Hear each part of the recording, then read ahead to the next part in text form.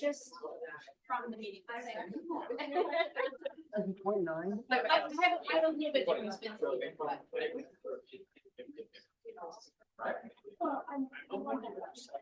Okay, well, I want to be as precise as possible.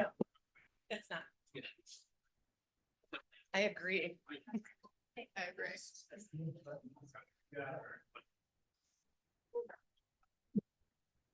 Good evening. This meeting will come to order. This is the Puyallup City Council meeting for Tuesday, August 20th, 2024.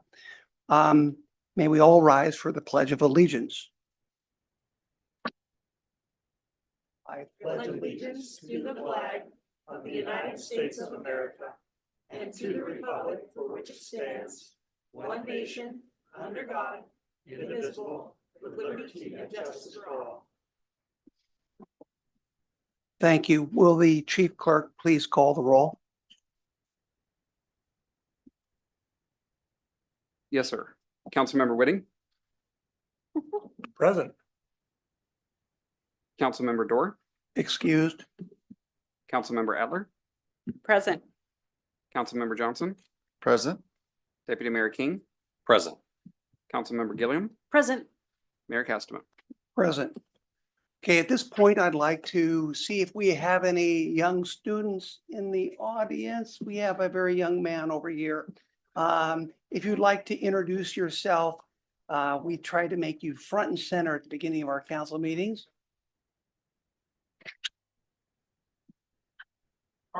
Carson? All right. Did he say Fruitland? Yeah. Okay, his name is Carson. Okay, Carson, thank you for being here. We'd like to acknowledge you, like to acknowledge your school, Fruitland. Folks, we acknowledge youth because they're the future of our city. And we hope that someday they're up here in our place being leaders for this community. So thank you for being here, Carson. Appreciate that very much. With that, I would like to move for the approval of the agenda as it is written. Motion to approve. Second. Okay, moved in second. All those in favor indicate by saying aye. Aye. Okay, let's move on to the consideration of minutes. I would like to entertain a motion for the approval of the July 9th, 2024 study session minutes. So moved. Second. Okay, moved and seconded. All those in favor indicate by saying aye. Aye. Okay, let's move on to approval of the July 16th, 2024 minutes. The chair would like to, our mayor would like to entertain a motion. Motion to approve. Second. Okay, moved and seconded. All those in favor indicate by saying aye. Aye. Okay, thank you for that. Now we come to an exciting part of this meeting, and that's for citizen comments.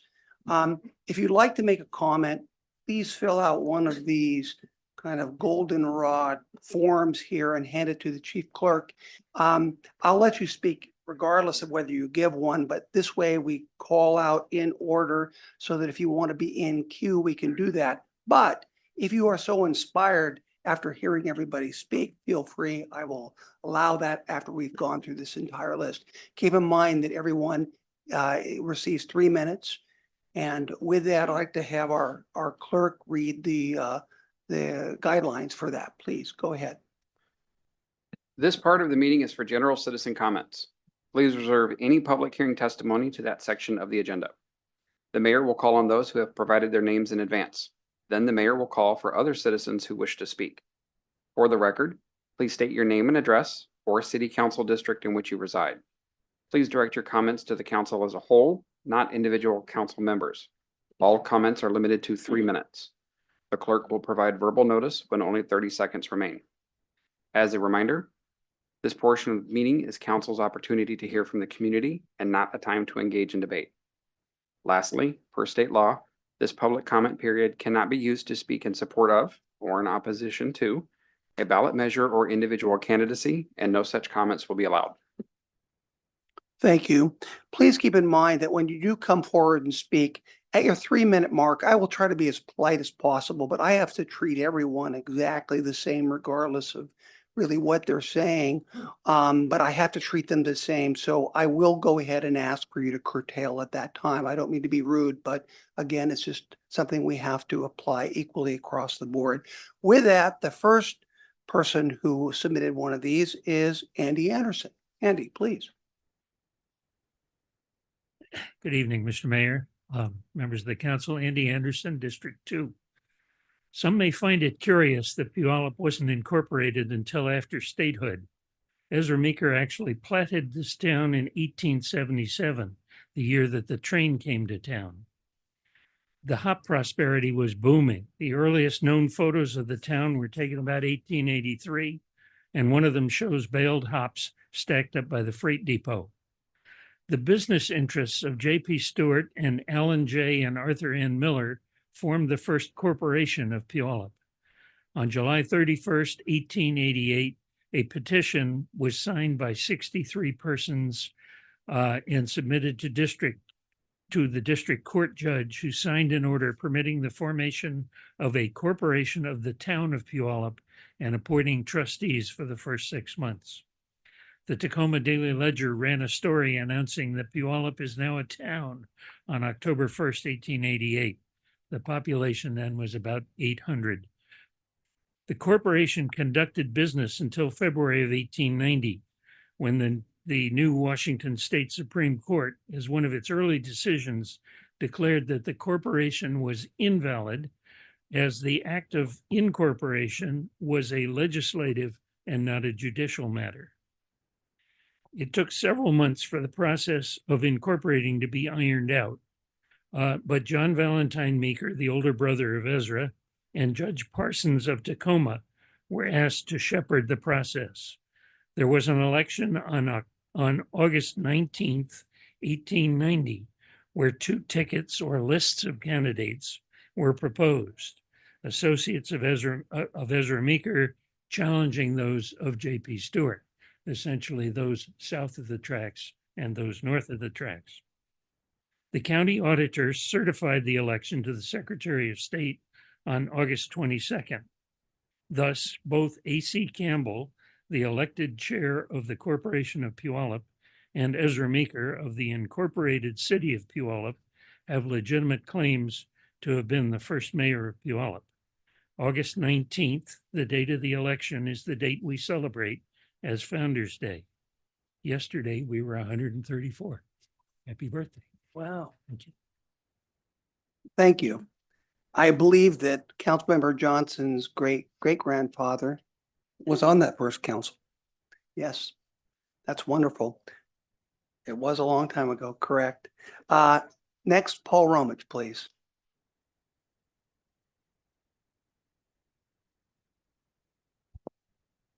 Thank you, Mayor Castema. Paul Romich, District 1. I want to kind of speak on some of the things that were talked about during the some of the minutes you just approved from the housing study session.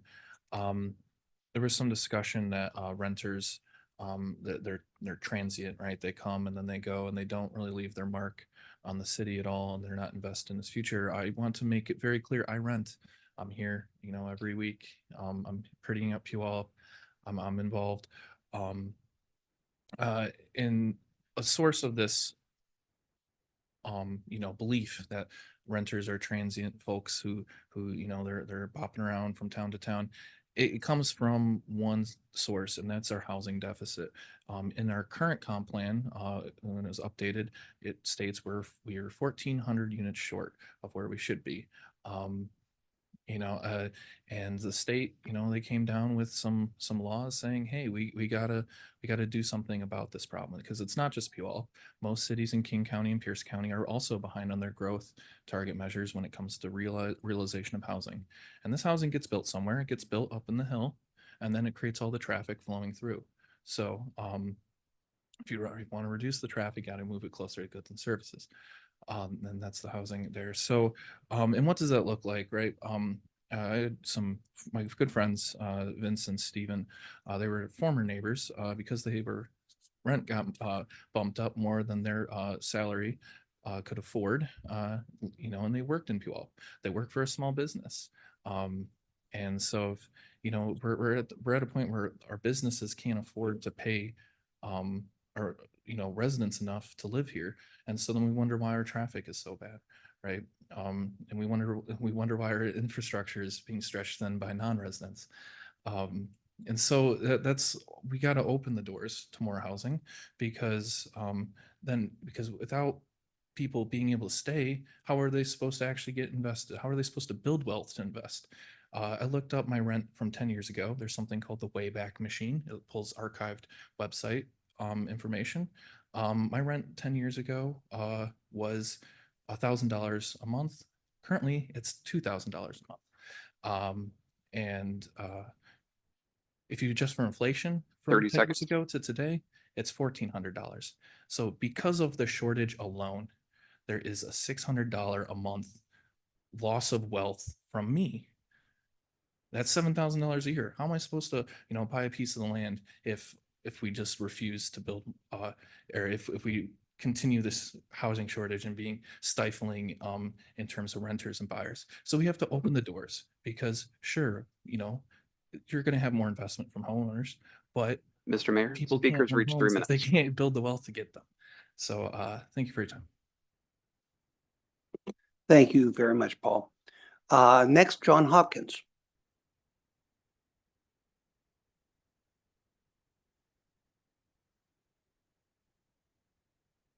John Hopkins, District 1. All along the Riverwalk, how did we do? Well, we doubled the attendance. It went really well. More vendors, which was good. Excellent entertainment. We catered to kids as well. Veterans Park was just hopping. It was doing really well. The other end was a little weaker because of the construction, being blocked off. But next year, I think we can build on that one.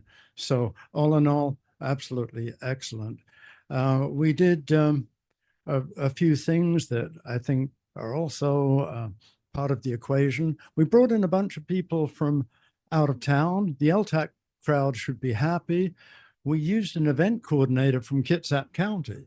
And so she brought in a ton of people from there, which is your over 50-mile equation.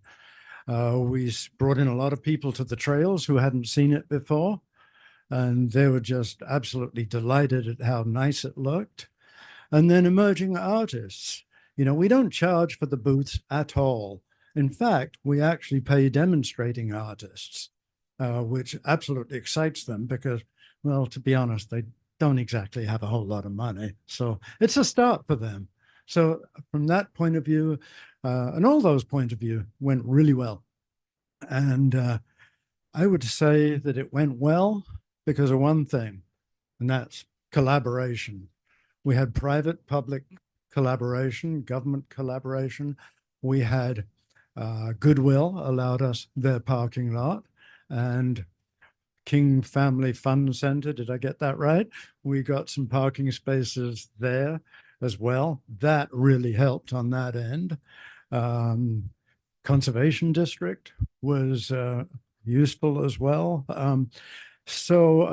And then you add in the big partners, which of course is the city, as the chief funding party, and Foothills Rails to Trails Coalition. We did it on Trails Day. That's, I think, highly appropriate. We partnered with Arts Downtown.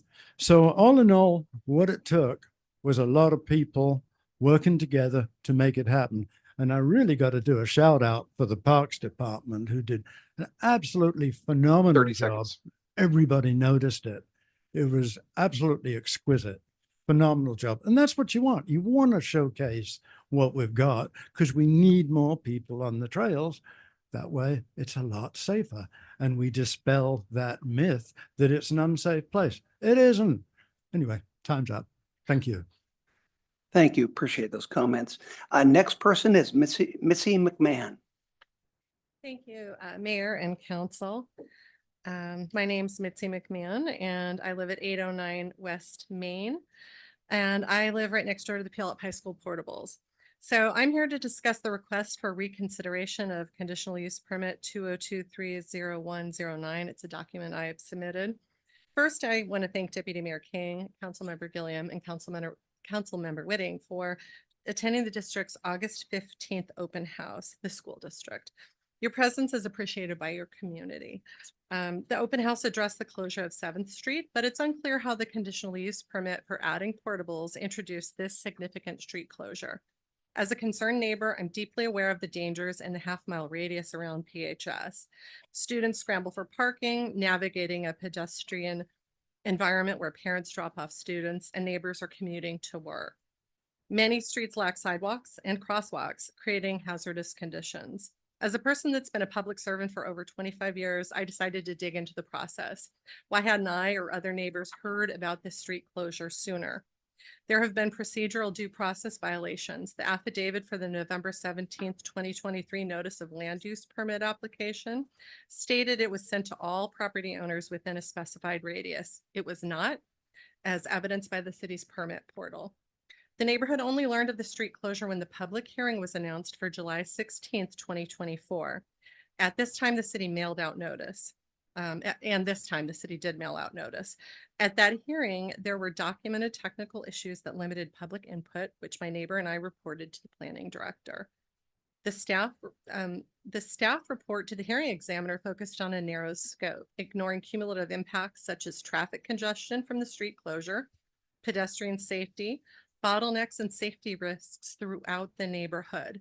Because the community didn't receive notice of the application in 2023, we were unaware of the project until July 2024. The city's municipal code outlines the need for adequate consideration of public health and welfare, which has not been met.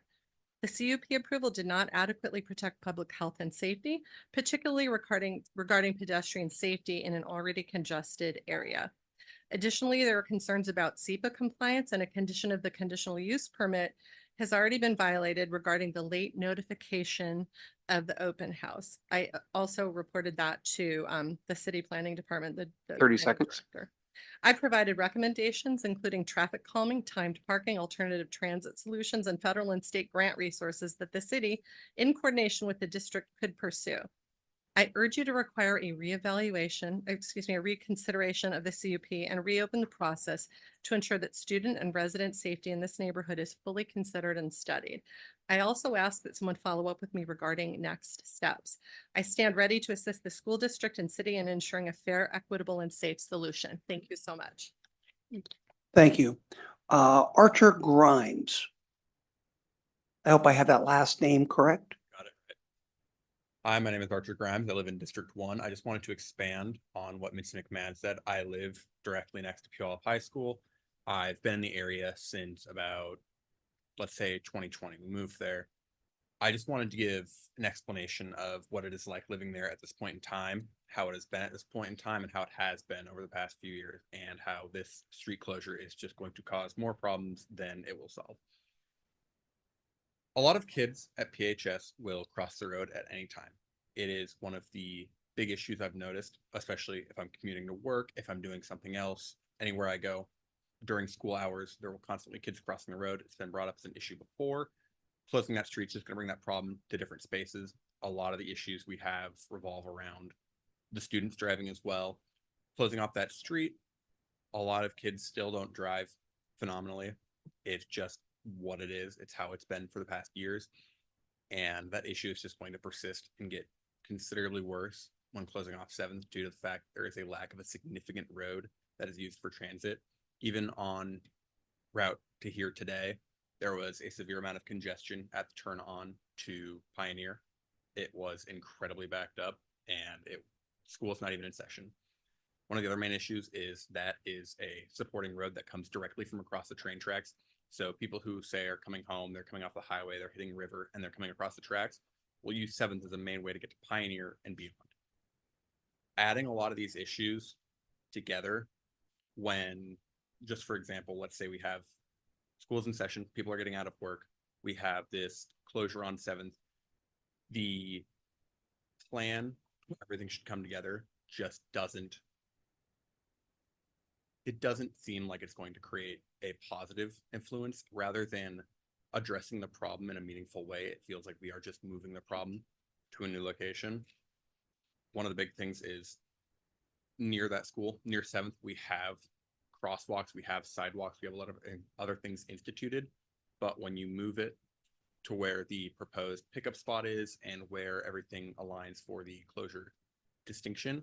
There's no controlled intersections, there's no crosswalks, there are a lack of sidewalks, and it is just a much larger safety concern than it currently has. And 30 seconds. thank you guys for your time. Thank you, Archer. Appreciate those comments. Nancy, I hope I have this correct. It's Nancy Todd, correct?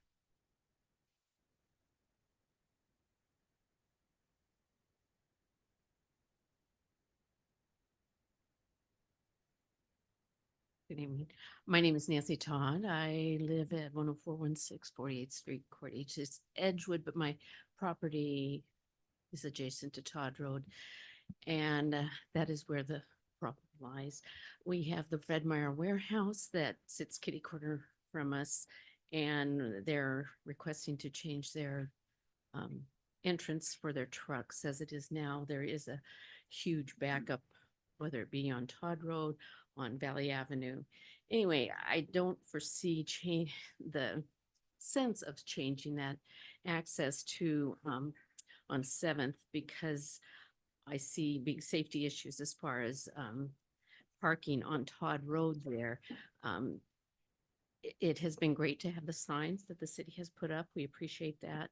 But still, there's big trucks that continue to park there. They block the areas with Meridian Street coming around the corner underneath the viaduct there, from Spencer to Todd. It's kind of a blind corner. People have almost been hit from the big trucks. Our infrastructure down there does not support these big trucks. Todd Road is not, technically able to handle all those big trucks. So, but they do choose to use that because they come up Valley and off of Milwaukee. And of course, we all know the problem that we have there with the big truck blowing the hydrant over. So I would just really appreciate some due diligence as far as looking at changing that entrance. The warehouses, when they come in, it would be nice if they had to show support of parking for these trucks. These trucks all have appointments to get into these warehouses. They there's other means of parking before they get into town. I don't know. There just needs to be better control. I think Fred Meyers needs to step up and do their due diligence as far as scheduling these trucks. We know that they're buying out more stores, so therefore there's going to be more product coming in and out. So I just would appreciate some type of notice 30 to seconds. what is going on with that. I appreciate your time. Thank you. Thank you, Nancy. Appreciate those comments. Brianna Chavez. And also, it says Chris Todd too. Do you want to come up and you could each speak 3 minutes. Right, I could have like 6. It doesn't quite work like that. You will have to tag team. Go ahead, please. Okay, I am Brianna Chavez. I'm here to speak on behalf of District 1. I live on Todd Road, right by the warehouse. Fred Meyer warehouse, that is. We are standing before you in regards to the proposal of the new Fred Meyer warehouse entrance. There are so many issues with this proposal and why it's a horrible idea. As a resident, we are against this. Fred Meyer has failed to set up a schedule to allow trucks to come in for their loads throughout the week. It's usually certain nights of the week that they are all lined up. Changing the location of the entrance isn't going to help the issue this facility has. In fact, changing the entrance of the location to 7th Street Northwest is only going to cause congestion. It will also cause the following issues: congestion on a dangerous narrow corner with only 2 lanes, cause semis to park on Todd Road, which we have worked with the city council in the past to prevent the semis from parking and for them to abide by the truck parking signs that have been in place for years. As a resident, we are tired of the garbage and noise pollution coming from these semis and their drivers. Having to listen to the semi reefers running all night while we try to sleep is awful. Our neighborhood was there long before this warehouse. Todd Road is not built for semi-traffic. The semis that do come down this road are already causing issues to the road.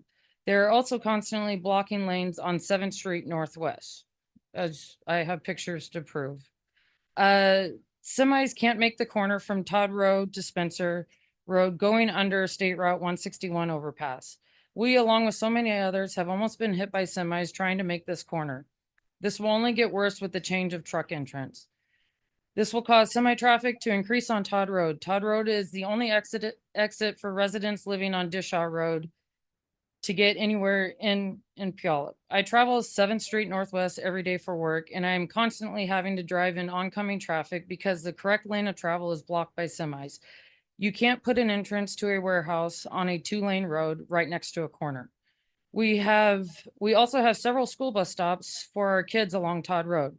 The semis will be backing up on Todd Road, and not only is it not safe for our children to be at their own school bus stop, it will become an issue for the buses to get through. We have already dealt with this in the past and have come to the city council for help with the change. Confronting these semi drivers to move is 30 not seconds. safe for us. We have had guns pulled on us, confrontations, threatened by semi drivers as we have asked them to move.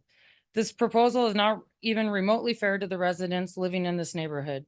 The city keeps allowing warehouses to be built, but never takes into consideration the logistics or lack of parking for these warehouses. We do not want the entrance changed to 7th Avenue from Valley Avenue because all it's going to do is disrupt our neighborhood. Fred Meyer continues to grow and buying out stores. Mayor, speakers reach 3 minutes. Brianna? Yeah. Actually, if you'd like your husband, tag Chris, team. Just read from. Fred Meyer continues to grow with buying out other stores. Their volume is going to continue to increase. If Fred Meyer has outgrown the facility they have, maybe they need to leave. I also have plenty of pictures of all the mess we have to deal with on the daily basis that I would be happy to share and forward to you all. And thank you from Brianna Chavez, Chris Todd, residents of Todd Road. okay, thank you very much. Appreciate that. Nadine Weinrich.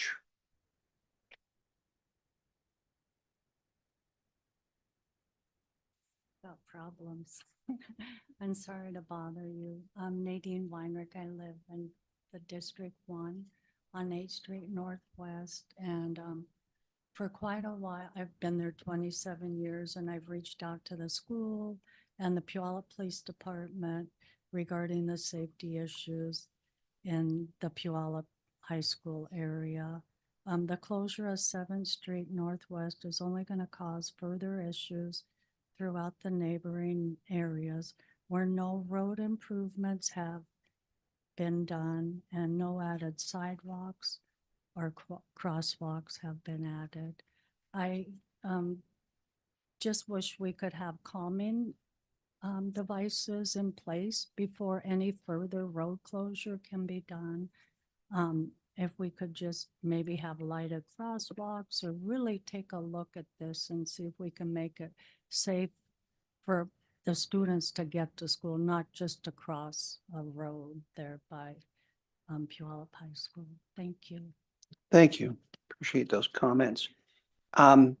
It's Amy Schwein?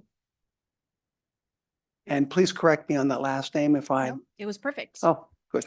So good evening, Mary Castema, Deputy Mayor King, and council members. My name is Amy Schweim, and I reside at 703 West Pioneer, which is right at the corner of 7th Street Southwest and Pioneer Avenue. I'm here to talk about a little bit different take on the 7th Street closure. I like to look into getting a light there. I mentioned that I live at that corner, but you also need to know that I'm on staff at Emmanuel Lutheran Church. I'm the current manager of 3 Coffee, and I have an incoming junior at Puyallup High School, as well as 2 graduates of that high school. As you might be able to tell, I live a great portion of my life between 6th Street Southwest to 8th Street Southwest, from Pioneer Ave to 2nd Avenue Southwest. While attending the meeting concerning the Pilot Road closure around Puyallup High School, I learned some important information about a stoplight potentially being installed at the corner of 7th Street Southwest and Pioneer Avenue. Of great interest to me was the fact that I learned what grade that intersection received. It is an F, which I can understand given the number of accidents and near accidents that I see on a regular basis on that corner. Not to mention the number of times I watch pedestrians attempt to cross Pioneer using the blinking light system that are ignored by drivers making their way either east or west on Pioneer. Also of interest to me was that there is no solid plan to install a light at that intersection. I learned that the traffic light installation was part of the 2019 bond that the school district had put forward, but as we're all aware, that bond did not pass. Later in the presentation, we were told that the traffic light installation at 7th and Pioneer would be included in the next bond presentation, which I believe is set to go to the ballot in 2025. It is my personal belief that this is not a school district responsibility to pay for that traffic light at that corner. Does PHS traffic impact that corner? Absolutely. Not going to stand here and tell you anything different. That corner is regularly messed before and after school, after games and concerts, on weekends, during basketball and wrestling tournaments, etc. However, that intersection is also a mess during the fair and Meeker days. It is a mess on almost a daily basis around 5:30 p.m. It is a mess on rainy days. It's a mess on sunny days. As you can tell, it is a mess. The intersection is a mess when games are being held at Spark Stadium, which may or may not include PHS families or students. The intersection is a mess because drivers have started to frequently make a right turn from 7th onto Pioneer unsafely because they don't want to wait for the car in front of them to turn either go left or go straight across Pioneer. There is not a right turn lane there, but people have added that. It's especially dangerous for pedestrians when cars come speeding up to the stop sign and decide to take a right turn without any real warning or blinker. The intersection is a mess when drivers don't want to wait for a car turning left onto 7th from Pioneer and decide to go around on the right. I am imploring you to add a light at that intersection sooner rather than later. It is not the school district's responsibility to pay for that light there. That is the city's responsibility. And should the next bond not pass, God forbid, the installation would get pushed off even further. I pray that installation of light does not require someone being seriously injured or killed in that intersection. Mr. Mayor, the for speaker has city reached 3 residents. minutes. Thank you. Thank you, Amy. Appreciate those comments. Chris Yanezak.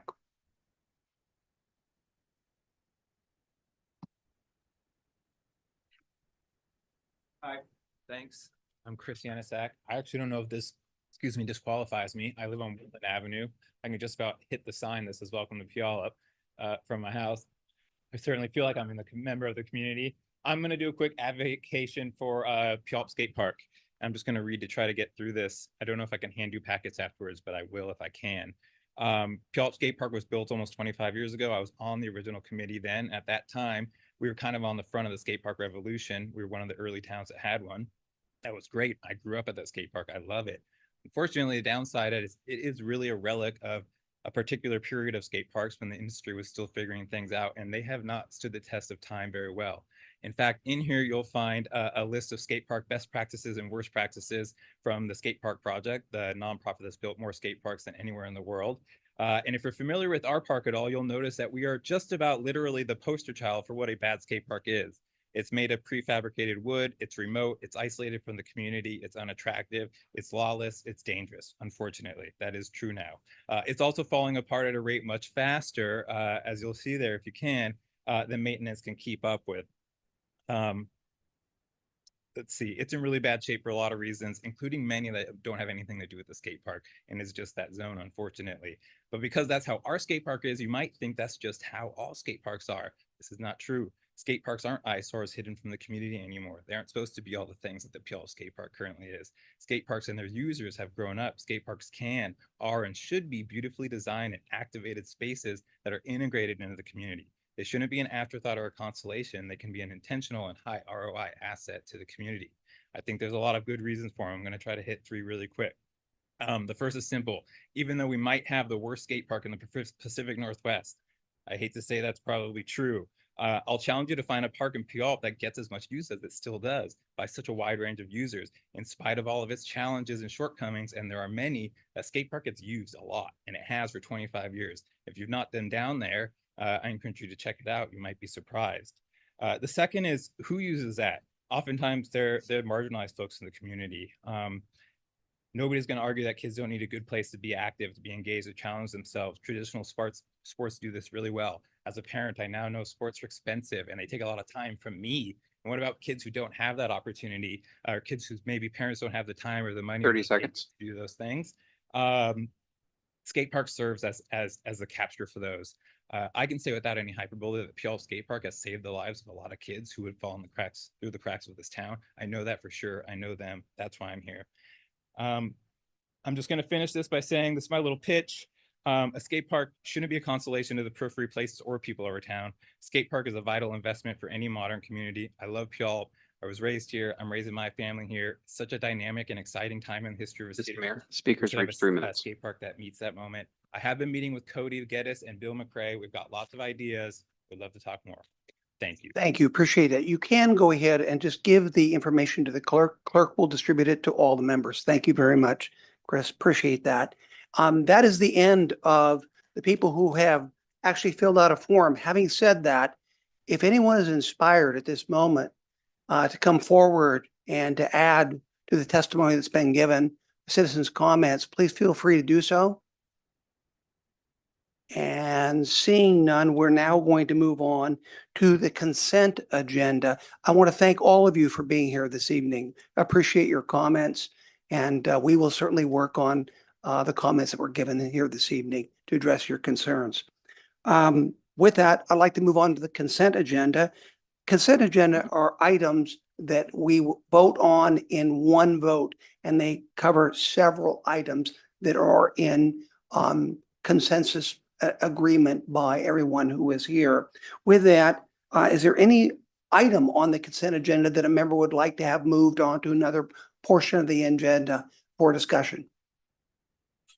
Okay, hearing none, the mayor would like to entertain a motion to approve the consent agenda. Motion to approve. Second. Moved and seconded. All those in favor indicate by saying aye. Aye. Those opposed? Okay, now we will move on to number 4 on the agenda, which is an ordinance, which we've already passed on first reading, but on these types of ordinances, we always have a first and a second reading to give everyone the opportunity in between meetings to consider that and see if there's any modifications for that. Having said that, Barbara Lopez, are you here? If you want to just very briefly tell us what this is. Certainly. Good evening, Mayor Castama, Barbara Lopez, Finance Director. So this is second reading of the ordinance pertaining to some routine budget adjustments that we've done so far this year. It totals about $3.9 million. And it basically about $1 million of that carries forward some unspent 2023 monies into projects to continue spending in 24. We've also received about 1.8 million in grants and other funding that council has seen this year, and we just formally need to wrap it up in an ordinance. And then the remaining 1 million adjusted our property and liability insurance premiums that we pay to WCIA that changed significantly in January after the budget had already been adopted. Okay, thank you for that. The mayor would like to entertain a motion to approve second reading of the ordinance. Motion to approve. Second. Moved and seconded. All those in favor indicate by saying aye. Aye. Opposed, nay. Okay, we need a roll call. Chief Clerk. Councilmember Adler, Aye. Councilmember Johnson, Aye. Councilmember Whitting, Aye. Councilmember Gilliam, Aye. Deputy Mayor King, Aye. Mayor Castama. Aye. Okay, with that, we're going to move on to number 5 on the agenda, the Public Safety Building. This is broken down into, I believe, 3 different sections. We have the city manager, Steve Kirkley, would like to give a presentation. May I ask, will you present on all 3 items or will you go one by one? Yes, good evening, Mr. Mayor. I will do a broad overview of a roadmap of each of the items and then defer it back to you. We certainly, Barbara Lopez, Joe Beck, our city attorney, can present on them individually, but my intent would be to provide kind of a roadmap and a brief highlight of each one of the items and then return it back to you for discussion. And also keep in mind that at our last meeting that we had that was on July the 16th, I believe. Correct. We had a presentation of all the items you have listed here. And that actually was after there was a public meeting at the Puyallup Library that went through, was at the Puyallup Library that went through all of these items at that time. So with that, proceed. Yes, thank you. Mayor. So I wanted to, as I just mentioned, provide a roadmap for tonight. This is the Public Safety Building Project, a project that you, council, have been working on, this council and previous councils for close to a decade. And so a lot of work has gone on by you and many others. And so tonight, there are 3 action items that we have before you, as the mayor had just mentioned. I'll provide a brief roadmap of what those items are. With me tonight is Chief Engel, that you all know, and our Finance Director, Barbara Lopez, Brett Hansen, McKinsey Architecture, and then our City Attorney, Joe Beck. So these are the primary folks who have been working on the packet that is before you tonight. As the mayor had mentioned, you actually, the proposal that's before you tonight actually first came in a informal environment at your retreat in February. And at that retreat here in Puyallup, a very basic conceptual idea of potentially leasing an office building up on off 39th in the Benaroya Technology, South Hill Technology Center. It's owned by Benaroya Company. And also then doing a very light remodel of the existing jail at 311 West Pioneer and maintaining a police presence in downtown by having a substation at 311 West Pioneer. Very conceptual, basic. You all gave us the green light to continue, and we did more due diligence and then came back to you, as the mayor had mentioned, at your July 13th public meeting at the library. Went over the proposal. You sought public comment, which there was some comment. And then at the next, your very next meeting on July 16th, here in the chambers, again presented the same proposal. You all received comment. So now we are back here to present to you some decisions, the first step here in the process. So the 3 items before you this evening are, first is the lease. And so the request on this agenda item is for you to authorize the city manager to execute a lease with Benaroya Company. As you all know, Benaroya owns the South Hill Technology Center, which is off 39th. It's right near Pierce College, Bradley Lake Park, across from our Public Works Center near Kaiser Permanente Medical area there. So it's one of the 2 office buildings. The first floor has about over 50,000 square foot office space that is available. Central Pierce Fire and Rescue, their administration office is right across the hall. So we'd be conveniently located across from Central Pierce. The area above is available. We're obviously not leasing that, but down the road at some point, as you all know, the municipal court is still an area we need to address in a more long-term fashion. So the lease would authorize me to sign an agreement with Benaroya. As you may recall from the meeting in July, we evaluated whether or not building a new building or lease would be a better financial option. And through some analysis, we found that by leasing it over the course of the 30-year lease, save about $35 million, which is a lot of money. And so from a financial standpoint, that has been our recommendation to you. The other component of it too is with a lease, we can do the tenant improvements, meaning create the office space into a police building in a much shorter time than it would be to build. We could potentially the police could be in that facility by the end of next year, whereas building is about a 2.5 to 3 year process. So item 1 is the lease. Item 2 then is the Comcast fee. And so by state law, we are allowed to charge Comcast Cable a 5% contract fee. Basically what it is, it's a fee to use our public rights of way for their infrastructure, their cable system. Most jurisdictions, cities in this county charge 5%. We don't. We charge 3.4%. And so by raising this to 5%, which really is the industry standard, that'd bring in about $190,000 to go towards funding this project. So that's item number 2 before you. Item number 3 is the excise tax. And so the excise tax is the tax that is charged on private utility accounts. So gas, electric, cable, phone. Right now, we're at 4.2%. We can charge up to, or charge the carrier up to 6%. All cities in Pierce County charge 6%. We do not. And so this would move it up to, again, industry standard. That'd bring in about $1.7 million a year in revenue. So those are the 3 items that are before you. There's a couple other items down the road that would be coming to you, and it's more of a timing matter. The other 2 items are property tax, which is bank capacity, and then some reductions in the general fund. So as part of the budget, which we, technically me, the city manager, have to present to you by October 1st, I think. It's the first Monday, just like the 6th. Thank you. So the first week of October, I have to present to you the biennial budget. As part of that budget, what we will include in there is a levy for banked property tax. What that is, and we explained this at the public meeting and at the council meeting on the 16th, basically over the last 16 years, the city of Puyallup has in essence not levied about $3.1 million in property taxes that are there and that are available, that the city has chosen not to levy.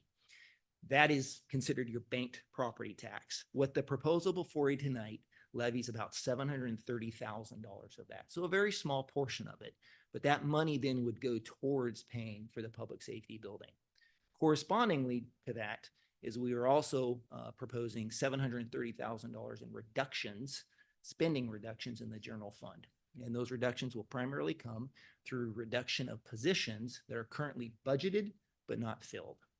And so that the bank property tax and the position reduction, that will come to you in the budget in October, and you'd have to take a vote as part of that. So that's kind of the roadmap going forward. We are available here for questions, discussions, deliberation, and I'll turn it back to you, Mr. Mayor. Thank you. I appreciate that. Councilmember Johnson. Thank you, Mr. Mayor. Thanks, Steve, for the overall presentation on that. I'd like to also thank my fellow colleagues and council members for your leadership to inquire on this opportunity and process. And I'd like to thank the council's leadership to make sure to engage the residents through due public process, to be informed, to give input, and to reflect on what's the best decision to move forward. And a couple of things that come to my mind is, you know, I remember the first time I ever moved, before I moved to Puyallup, I talked to a resident that had lived here they still live here, in fact. They've lived here for probably 40 plus years, and I think her family grew up here too, so several generations. At the time, I lived in Parkland and worked in Tacoma. And one of the things that drew me about Puyallup is their incredible public safety and the police force that is there when it's need, you're there. And they told me several instances where they had to call 911, and within less than 90 seconds, there was an officer there. And, you know, we take that for granted. If you live in Pierce County, let's just say just outside the border, you know, because I think Woodland, if I recall right, is one side is Pierce County, one side's Puyallup. And my daughter lived on that side one time in the Woodland on Pierce County side, and she had to call 911, and I don't even know if they showed up, and if they did, it was quite a bit longer. And so there is value in having a police force that is there to protect the citizens and to provide order and stability in times of crisis or need. That has value. I tested that after I did move here. I remember my wife homeschooled all three children from kindergarten through 12th grade. And so really the home was kind of our center of where we lived. And that was kind of our school. It was our home. It was everything. And I remember, you know, we were a single income family. And so I did the best I could to support the family. And she was home with the children. And I remember one morning it was probably in my early 30s, mid 30s, I was pulling out to leave, and I noticed kind of a character walking around that just looked everything within my instinct just said, something doesn't seem right. I'm uncomfortable with my three small children and my wife there. And so I remember in my car calling 911 to the Puyallup police and saying, hey, I'm really concerned about a gentleman kind of walking through the area. Now, imagine if you did that in Seattle. You called 911 and say, listen, there's this kind of a character walking through. I'm a little unsure about. They would laugh you off the street because they haven't got time for that, right? But, you know, my wife told me that within like 3 minutes, there was someone there to talk with the gentleman to make sure that everything was safe. And it turns out that he had some kind of issues and he was kind of moved right along. So I can take those two stories and multiply them thousands of times. And we see the value that the Puyallup police bring to our city. in a way that is most difficult. As we look at this, you know, can you imagine if we supplied our police department with 60-year-old jalopies to get you around, and we just said we're going to keep fixing them up. We're going to just put a new alternator in it. We're going to put a new muffler on it, and we just keep kind of patching it up. And they outgrow them, and they can't even fit in the cars anymore. They're not even, you know, appropriate. We just wouldn't do that. We give the right tools so they can do their job. Can you imagine if they carried around, you know, the old Western 6-shooters and not the, you know, actual semi-automatics they need to protect, provide protection? You wouldn't do antiquated tools. Well, the facility is a tool where administrative does business, the people's business of public safety, training, all of these things, a place where we can go as a public to gather. It's a tool. And right now they've been living in an antiquated tool that's over 50, 60 years old. And, you know, they've been doing the best that they can to put up with it, and certainly very gracious. But it's time to step up and provide a good tool for our police department, who has been doing a great job and will continue to do a great job for our citizens. And so we can go on, but that's not the point. The council, with public involvement and process, and they took some really strong leadership and came up with a creative way to provide this new tool and yet still save the public and taxpayers upwards of $34 million. That's a pretty significant thinking outside the box, creative way to accomplish it and still provide savings. And so I want to really thank staff and thank council and the residents for kind of confirming and bringing this to the forefront. So there's still maybe some more comments and questions, but I'd like to make a motion to authorize the city manager to execute a commercial lease in the form of as approved by the city attorney with the Benaroya Capital Company LLC for the purposes of a new police station, and to amend the budget as necessary. Second. Thank you. It's been moved and seconded. And further discussion. Councilmember Adler. Thank you, Mr. Mayor. Thank you, Councilmember Johnson, for your comments. It is an honor and privilege to serve in this position. It is even greater honor and privilege to serve alongside my colleagues here on the dais. I ran for office because I believe that elected officials can do hard things. That's at least what I signed up for, and I am fairly certain that I can say that my colleagues up here ran for the same. I think we can still do hard things while being sensitive to the economic environment that we currently find ourselves in within this country. And I think that the proposal before us and what has been put together, which I am exceedingly grateful for staff and your hard work in helping us navigate this and think about all of the possibilities while again being cognizant of the current economic environment, is reflected in what, frankly, I intend to support here tonight. I support this because I grew up in a union home, and I learned from a very young age about worker dignity. And when I look at the current station, which I happen to live across the street from, so I look at it often, I see that it is not so much offering dignity and respect to our officers and the professional staff that oftentimes work behind the scenes, but are working day in and day out within that current building. I walk away concerned because I know that it does not reflect the way in which this community feels about law enforcement and the professionals that support them.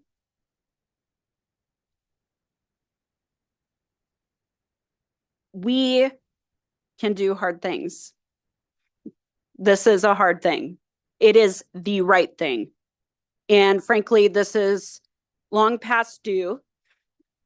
I am grateful for the opportunity to sit here today among my colleagues to do the right thing, to support the police department because policing today is very difficult.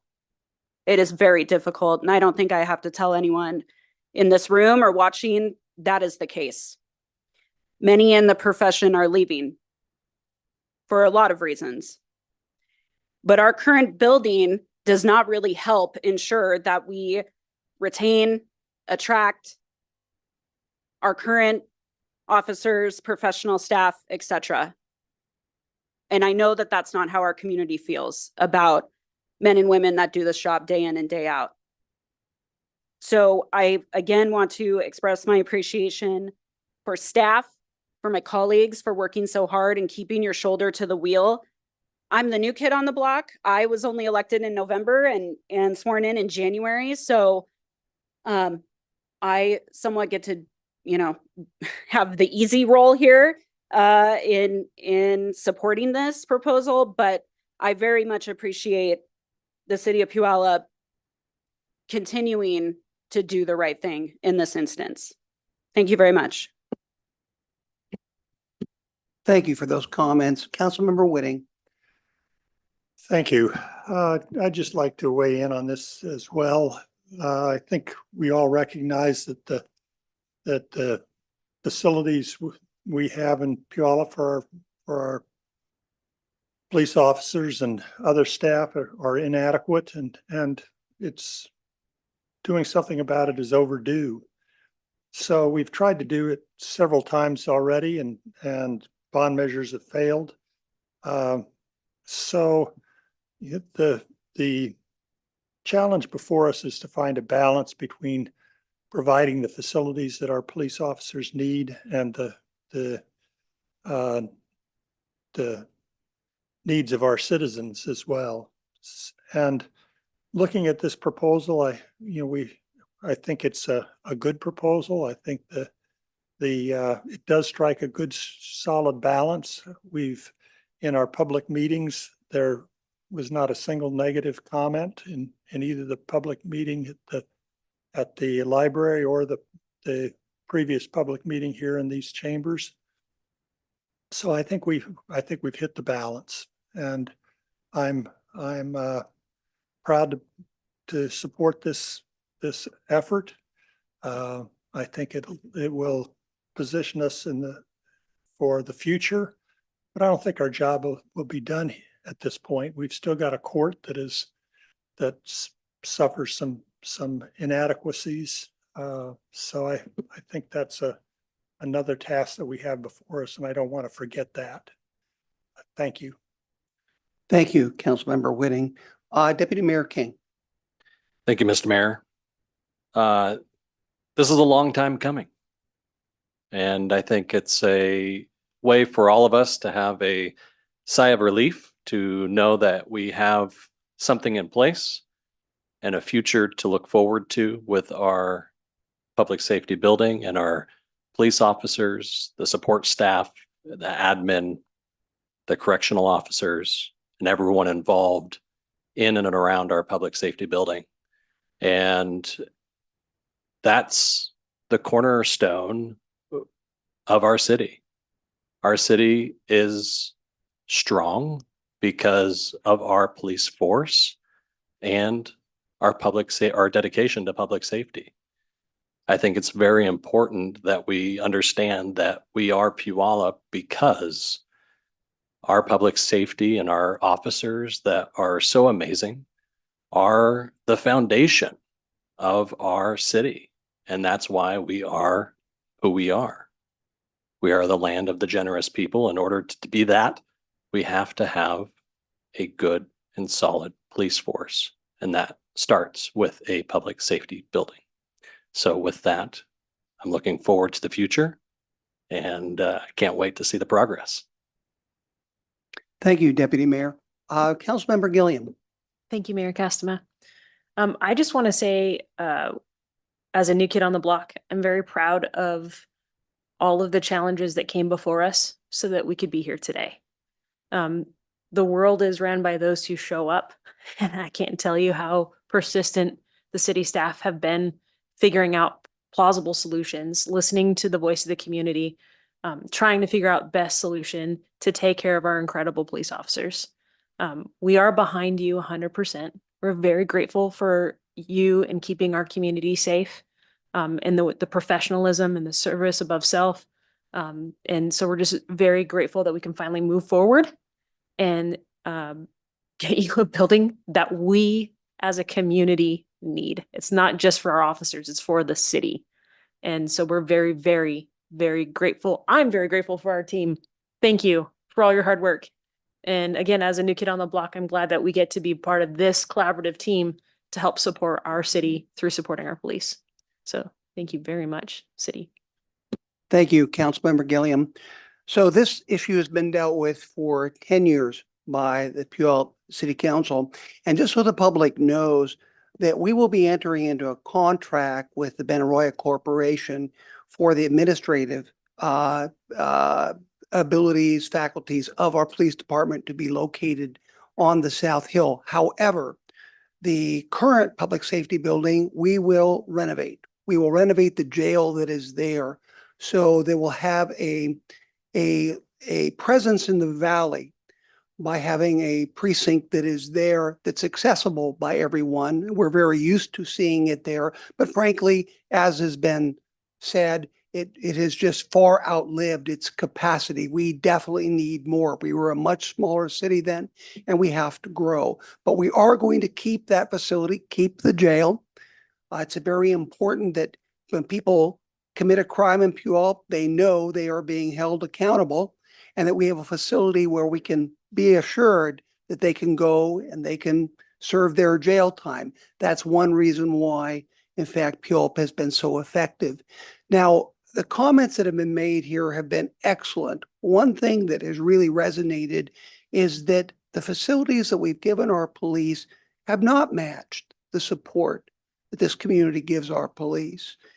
We have an approval rate that is well above 80% of our police force in Puyallup, and that is really kind of unheard of, especially given the past few years we have been through.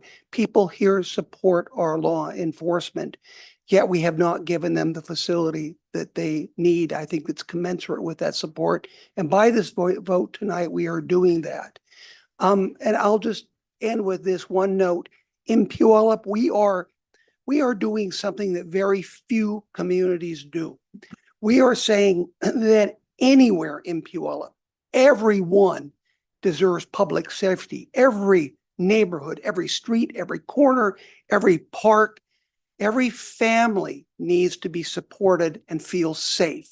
There are no safe places and unsafe places in Puyallup, desirable places and undesirable places. Every place in Puyallup, we want to be able to look at every citizen and say, you will be safe. And that is our goal. That is the goal of our police department. And this vote furthers our commitment to that effort, that in Puyallup, please come to our city. Feel free to have your family here. I meet people at the parks in the events that we do have, and I see family after family moving here. And I ask them why. And one of the top reasons is public safety. So my hat's off to the law enforcement officials who are here this evening. Thank you for being here. And with that, I'm going to call the question, seeing no further comments. With that, all those in favor of the motion made by Councilmember Johnson signify by saying aye. Aye. Those opposed? Okay, do we actually need a roll call on this, Chief Clerk? Okay. With that, congratulations, colleagues. This is passed.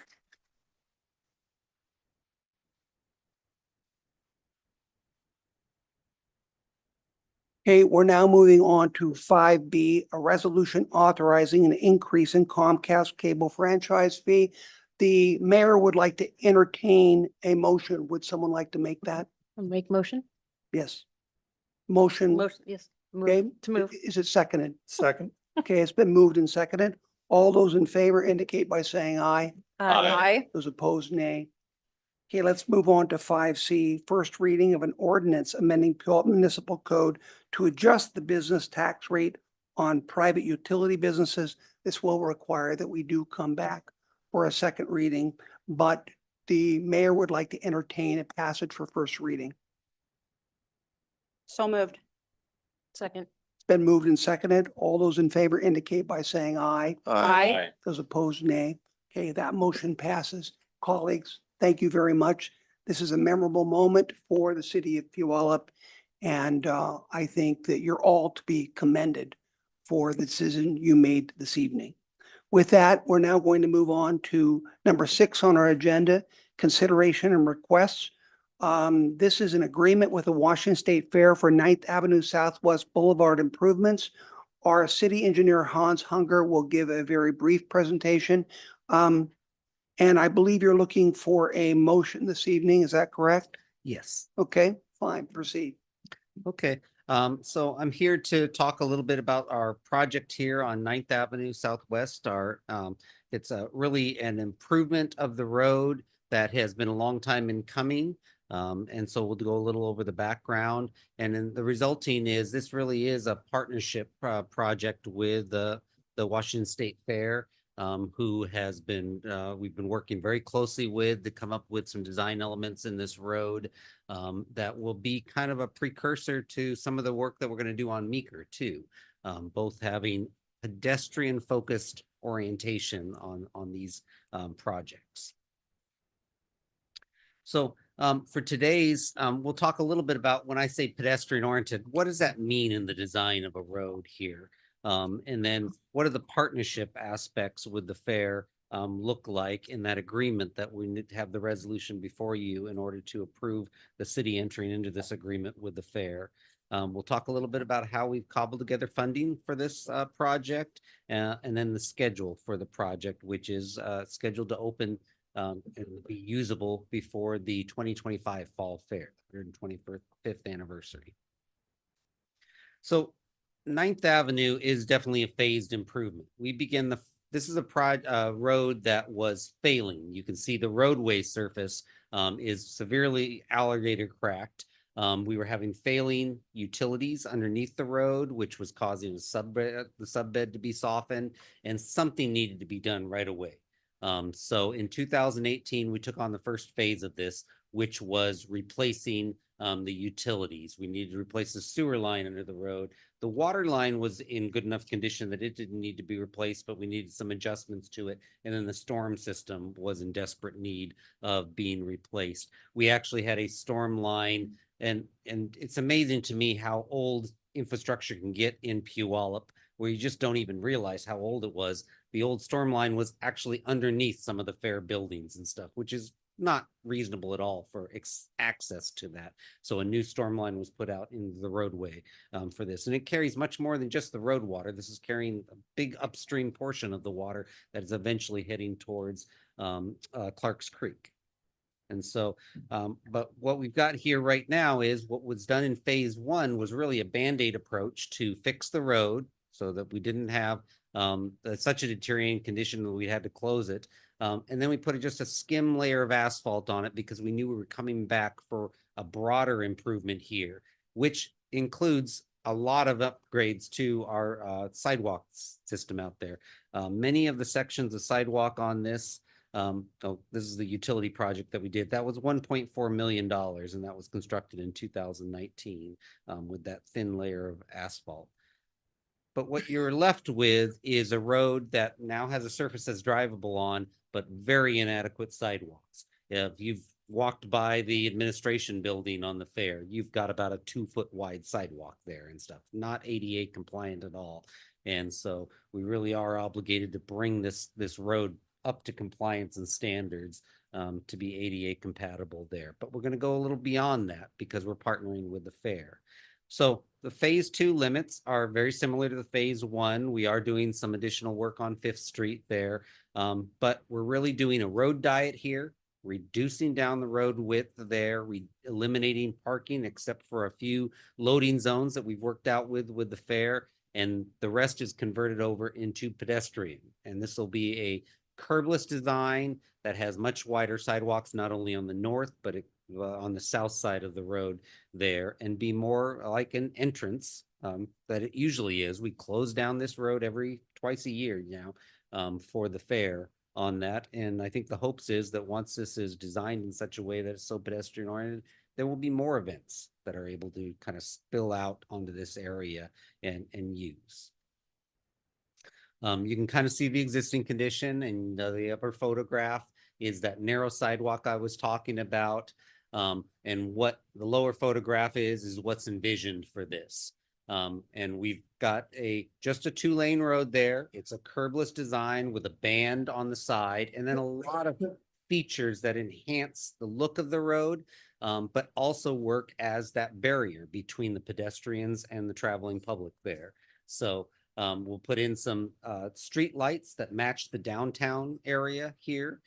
So one of our goals here is to tie this area in with the downtown as part of our downtown core here. And so having a lot of similarity in the aspects between here and downtown is important. And then also increase security. This road is closed every year for the fair. Barriers have to be put up. We're trying to put in infrastructure there that creates those barriers, but also creates an aesthetically pleasing roadway there. We're hoping with the road diet there, narrowing it down, you'll slow down speeds along this road, provide more benefit for the pedestrian public that want to use this when the road is open, and can feel safer there. And really just, we've worked a lot with the types of amenities that are going on here, the color scheme on what can be attached as art and stuff. We've been working with the fair to try to work those elements out so they tie into the rebranding also of the fair, but then tie in with what we're doing downtown. And at the intersections there, some of the placemaking elements, this is going to be a road that's a porous, similar to what we see down on West Pioneer in front of WSU. So porous asphalt has worked well down there at WSU. And one of the features with putting this in is we can get some money from the State Department of Ecology for water quality retrofits. As I said before, you get a lot of infrastructure that's very old. You don't even realize how old it is. And there's just no water quality treatment right now with the existing roadway. So by putting in the porous treatment, getting the treatment in the subgrade of the road there, we improve the water quality as it goes to Clark's Creek, which is always important throughout the city, trying to be improved the water as it leaves our city and enters the natural waterways there. But at the intersections, that's always a challenge because you get turning movements and that can cause that porous surface to kind of unravel and stuff. So the intersections here at each of the streets there will be a dense concrete. And we've incorporated a decorative design. At first we had a design, a big W at the intersection in working with the state fair. But then as we were working and trying to imagine this, the W looks really great if you're looking down from an aerial, which none of us are as we're walking down the road. And if you turn the wrong way, it looks like an M and people might be wondering. So we ended up with these sun designs at the intersections there, which, no matter where you're standing, it looks more like a sun. And it's also working out an element that's easily maintained for our city staff, because that's important. Whatever we put in, we have to maintain. We have limited maintenance staff to be able to do that. So we're trying to put in things that have ease of maintenance. You've got a lot of street trees there. One of the things that we're recently incorporating, because street trees and sidewalks, they're mortal enemies, and they're constantly pushing, the trees are constantly pushing at the sidewalks and causing maintenance. So one of the things that we'll employ here on the street trees on the north side, we'll put Silva cells in. Those are large designed areas underneath the sidewalk where there's room for the tree roots to go out without pushing up on the sidewalk there. We've employed some of these up on 5th Street Southeast in some private development. We've now seen a few years of these working, and they seem to be working really well to keep the sidewalk from buckling as the trees grow larger. And of course, we really concentrate on planting the right types of trees here. A lot of their trees we have in the downtown, which were put in many, many decades ago and stuff, they are not necessarily the trees that you'd want to put in your downtown because their root structures are going to get fairly large there. So implementing the newest technology on there, you can see, especially on the south side, very wide sidewalk there for the for the people entering the state fair with benches and things to work on. We've got the light standards that match our downtown. You've got seated areas, always with an idea of what's the ease of maintaining these situations. And then the around where the on the south side will be a lot of planter boxes. And we've worked out, one of the things that you'll see in the MOU is a lot of the who owns what within this area, who's maintaining what. And that's really important to work out, because 10 years down the road, when, you know, all of us are gone and we're trying to figure out, oh, I need this maintained, like whose responsibility was that to maintain? And then I mentioned about the intersection designs there, which not only have a design, but a functionality too, for reducing wear on the turning movements. And then we're always trying to, you know, one of the complicated things about any of this coordination is working with all the other elements that are going on. So this is the Gold Gate improvements that are being done by the fair. So this is a separate project. And if you've driven by there, you see it's underway right now. And so we've been working to incorporate what we're designing with what they're designing, make sure we're not having any conflict between those two there. And that's been, you know, it's really required quite a bit of coordination. We meet weekly to go over these elements. So now getting on to the funding sources there. So one of the primary things, you know, this is a streets project, but it's also a very much a beautification project for this area too. And I've really tried to separate out on the funding the street funds that we use for operation and maintenance of our streets. Someone has to be protected, so those are set aside. So we've used our local infrastructure financing tool, the LIFT funds that we get. We get $1 million from a year from the state to put into that. We've got the Washington State Fair contribution at a little over $1 million. We have requested LTAC funds, and I realize that's got to come back to the council. So with that, I'm just trying to get an indication from the council if there is any reservations about that or anything. It'd be good to know that right now. And then we've got the ecology grant that I mentioned earlier there at $644,000. And then lastly, Puyallup Sewers and Storm are contributing, because on 5th Street Southwest, we're doing some work to improve some long-standing maintenance issues on those areas.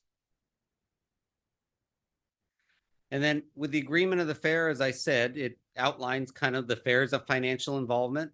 It also outlines the schedule, which is very tight on this to get it done before the state fair opens in 2025. And then probably the thing that's taken the most work to get done is who owns what in the right of way, who's maintaining what. Planters, benches, things that are more placemaking for the fair, those are owned by the fair. They'll be maintained by the fair. Things that we maintain are illumination on there, the sidewalks, the roadway, that's all the city's responsibility for maintaining that.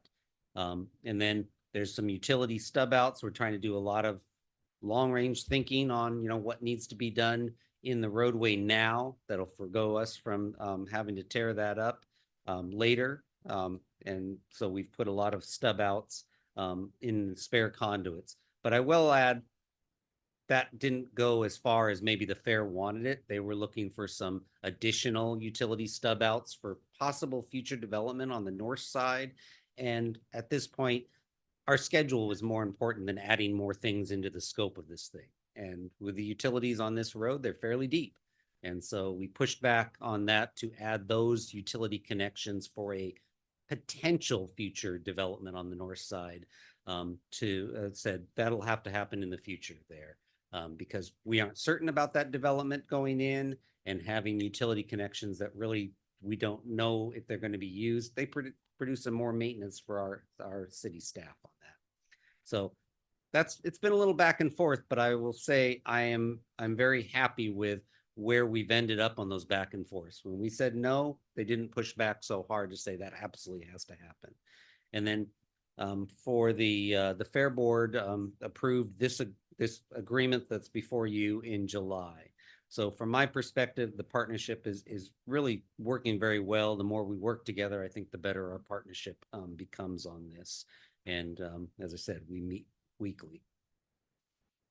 And then the last thing I talked about on the schedule there. So the next steps for us, we'll continue to work with the fair. Right now, we're getting up to the 90% plans. We're finalizing those plans. Plan is to bid in November. We have a pretty conservative estimate right now before us of what this is going to cost. I'm hoping the bids come in a little bit better. But we're just, got a balanced budget right now. So if they come in better, we're just that much better off. The nice thing also I'll mention here, the fair's contribution is locked in. So even if the prices come in better, they're going to contribute $1 million. And then construction will start in January. We estimate 135 working days on this, and that allows us about a month and a half of buffer until the fall fair to get this open. So with that, I'll turn it back to you, Mayor Castema, for any questions. Councilmember Johnson. Thank you, Mayor. Hans, just three questions for clarity and then some comments. On the street and the kind of sidewalk in the Festival Street, is it absent these curbs? Is it just more of a flat plateau, or do they have step down curves where people can twist their ankle and as they're using the street and while it's closed? Tell me how that level is with the street and the sidewalk. Is it the same, or is there a curb? It's a curbless design. So typically you do have the curb and gutter and goes down. The street's about 6 inches lower and stuff. In this case, it is the same level. Love it. Yeah, which is the way it should be. If you're really walking the street, you don't want to be thinking about the curb. If you're going to close it down and let people, because I imagine at some point this is closed down, at least during certain seasons of the fair, like we do now, right? Right now we close it down. At least twice a year. Right. So in that same manner, it'd be nice to have an area where it could be walkable and safe and not twist your curbs, because I can't think of my people probably have hit that curb on that short sidewalk and fell off, So that's great to know. I love the idea of tying to the downtown cores. I've been a big proponent and wondering why you have one of the top 10 largest fairs in the US that's literally 3 blocks from our downtown core, but it looks like it's a world away. There's no connectivity. So whatever we can do to continue to add to that is just fantastic to connect to the core, because it is part of our core in terms of geographic and just our identity. I mean, they date back to 1900. We were put together. Our city was 89 or something like that, or 80, whatever it was. So I mean, right in there, it's symbiotic. I want to make a comment too. I also appreciate. I want to compliment staff, and I want to compliment and thank the fair board and their staff for a real clear, seen, felt collaboration and partnership. It seems over the years I've been on council and even decades in the past that there was kind of this separate entities and there wasn't much communication, and it was just kind of an interesting dynamic. And I even remember recently there were some, perspectives of how we viewed each other, and it wasn't always ideal, but we've kind of got beyond that, and we're really in a partnership, because again, as we partner together, it's good for our city. It's not good for the fair only, it's not good for us only, it's good for our city as we cooperate together. And really we should be partnering with everyone, all of our stakeholders, and they certainly are a major one. So thanks for displaying that efforts, and we're seeing the tangible results of that. And then lastly, I'd like to make a comment without any question. I 100% believe that I support the LTAC funding that you've mentioned. I would get behind that. And I think one of the main reasons why is it's exactly what the LTAC was intended to do, is to draw in visitors and to come and stay and be part of the town and region.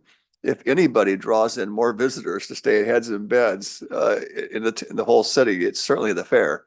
And so having that road as a festival street is certainly very conducive to, I think, usages. And so I would support that 100%. So thank you so much, Hans. Thank you. Councilmember Gilliam. Thank you, Mayor Castema. Hans, I just had a few clarifying questions, really mainly one on the multiple funding sources. It says Puyallup sewers, 402,964, Puyallup storm, 215,000. I was just curious if this is already like budgeted, or are we passing on more higher rates for our citizens? No, these are part of the storm budget and stuff. So part of our capital facility planning has been already incorporating these. in there. I believe some of these funds were already passed in the 2024 budget for this project. So it's already existing and there's no worries. Yeah. Okay, and thank I you so will much. say that these particular funds are being used towards a fix on Fifth Street Southwest. We've got a very unique situation with very large lines crossing each other. One siphons under the other. So it's odd to think of having a big belly in your pipe that, well, that's going to collect things. It's going to be a maintenance. So we're trying to solve some longstanding issues there. It's very appropriate to use those utility funds for that. Excellent. Thank you very much. Thank you. Councilmember Adler. Thank you, Mr. Mayor. Thank you, Hans. Appreciate the presentation. Just a quick question regarding the suns in the middle of the road as part of art, or however you referenced it much more eloquently than me in this moment. But I hear you and the concern about the W and it looking like an M or a 3 wherever you may be standing and looking at the W. And I know that this is very, very, this is cosmetic to some extent, but I just wonder if we can find some other type of fair logo, marking, something that can be considered in those places, because, you know, my colleagues and I, time and time again, constantly comment on certainly how proud we are of the fair and that the fair continues after all of these years to call us home. And we are proud to be the home of the fair. And so I just have to ask the question without it going by, because sometimes you only get one bite at the apple. So you don't have to comment or respond, but just something to think about. Thank you.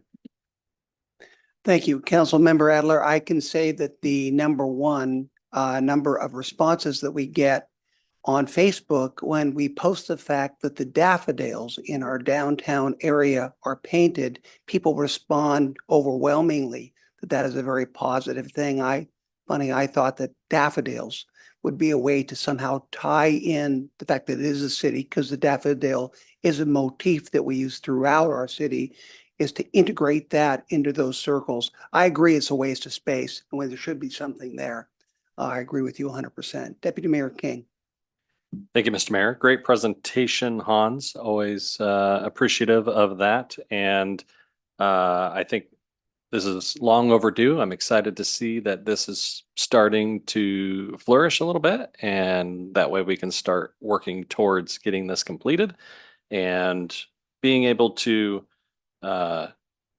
see this finished product and really connect the fair, which is, from what I understand, the 8th largest fair in the nation, and connect it to our downtown core, and being able to upgrade the lighting and really spruce it up down there to go along with their new entryway.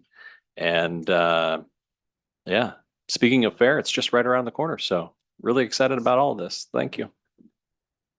Thank you, Deputy Mayor King. Councilmember Whitting. I just had a brief comment. I want to second the comments of Councilmember Johnson and Deputy Mayor King's comment about connectivity with our downtown. I see this as being a great addition to the fair, but I really want to make it part of our downtown core, and if we can marry it up with our Festival Street on Meeker but then connect it down from the library to the fairgrounds, I think that'd be great for our city and would enhance our downtown ability to absorb big events and just make it a prettier, more attractive, more vibrant downtown. Thank you. Thank you for those comments. Councilmember Johnson. Yeah, thank you, Mayor. I'd like to just, I think my colleague to my left had a really good perspective. I'm going to go ahead and chime in and second that. I don't know who who picked out the sun? Was that a process of the fair? Was it the city? Was it collaborative? Kind of how did that arrive through the collaborative efforts? If I recall, it is the fair that suggested Okay. that one. One of the things the fair tried to emphasize during our collaboration process is they are in the process of trying to work out branding. Yes. What they're considering, this is an event center. It's more than just the fair. Yeah. And so we're really trying to defer to them on, what do you see branding going on? Now, I don't think that precludes us from saying, is there a way to add some parts that really tie us to the downtown that are themes there? But between that theme of what are you trying to, promote at the fair as what's your future, but also what can we maintain reasonably? We find that with a lot of the stuff that downtown, they're very expensive to maintain an intersection down here, to revitalize it and stuff. So trying to think, and channel my, Scott Hill, our street supervisor, he's the one that has to maintain all this. What is reasonable? So Scott has been involved in the collaboration process on the weekly meetings to kind of go over his thoughts on, here's what I can maintain, here's what are some more challenging. That's great. Well, certainly don't want to micro analyze a good collaborative effort between city staff and with the fair, but I think it might be to keep in mind as you're collaborating, and I think you've heard at least 3 council members say they'd like to see something that would be a little more than in addition to the sunburst or in place of the sunburst. Maybe bring that back and say, is there anything that could tie in even more so with the city theme as part of that continuous campus? Might be something that they might come back to the table and say, let's look at that a little bit. But again, I don't want to micro manage it or micro analyze it, but I do think that would be 3 comments I've heard, daffodil and something. Daffodil, right? In the middle. Yeah, The sun. Something. Yeah. Anyway, there's just, please take that back as part of the round table to say, hey, a few council members mentioned this, and is there anything that we might want to come up with? Again, not a dictate mandate, just simply a thought to enter into the system. So thank you. Deputy Mayor King. Just as a quick side note, if you've been paying attention to this is more towards my colleagues, I'm sure Hans already knows this. The entry to the Gold Gate has a very similar design that I'm sure if you threw a drone up in the air, you'd be able to see a portion of it. And because they got rid of the fountain, there's going to be some sort of sunburst concept from what I can see just from Meridian, that this will all kind of tie in to these sunburst designs. Now, as far as a centerpiece to that sunburst, I think it would be a good idea for the fair to be able to consider a different centerpiece, if you will, than just a regular circle to create a sun.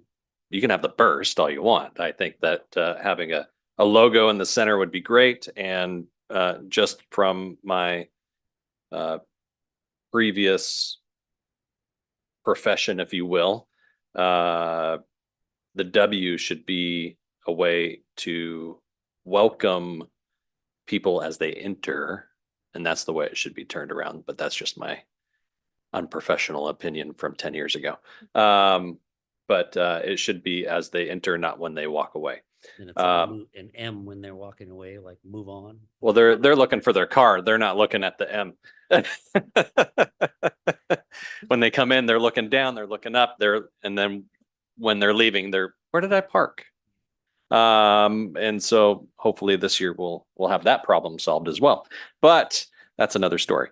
With that said, great presentation as always. And I think it would behoove the fair to consider a nice ornamental design for the center. But looking at what they've done at the Gold Gate, I can see where the sunburst idea is coming into play. Thank you. Thank you, Deputy Mayor King. The mayor would entertain a motion to affirm the agreement with the Washington State Fair for the 9th Avenue Southwest Boulevard improvements. So moved. Second. Been moved and seconded. All those in favor indicate, or seeing no further discussion. Is there any further discussion? Seeing none. All those in favor indicate by saying aye. Aye. Opposed, nay. Okay. Now let's move on to, thank you for that discussion. It was very good. City Engineer Hans Hugger, did you Did you get all the feedback? Do you feel you have to make any further comments? Okay, good. With that, we're going to move on to number 7, other business. And that's downtown street furnishing standards update. This is just an update. However, are you looking for an approval, Eric, from the council on anything? That's correct. We're You going to are. be seeking a motion from you to approve the downtown street furnishing standards. Okay, so this is the Public Affairs Officer, Eric Johnson. He'll give us a presentation and then we'll proceed from there. Go ahead. Yeah, good evening, Mayor and Council. Eric Johnson, City Public Affairs Officer. And I am here with MIG, who's going to give a presentation about our downtown street furnishings. Just as a reminder, this was one of the 10 recommended projects that came out of the Meridian Streetscape planning exercise that happened in 2022. And so in, sorry, in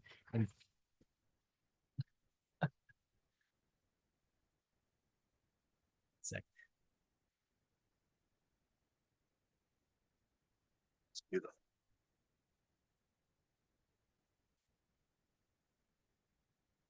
Eric, I'd like to say it was you that everyone is marveling Let there be at. light. But Yes. the reality is that we are all witnessing an absolutely gorgeous sunset here in the Northwest. But take it as you will, Eric.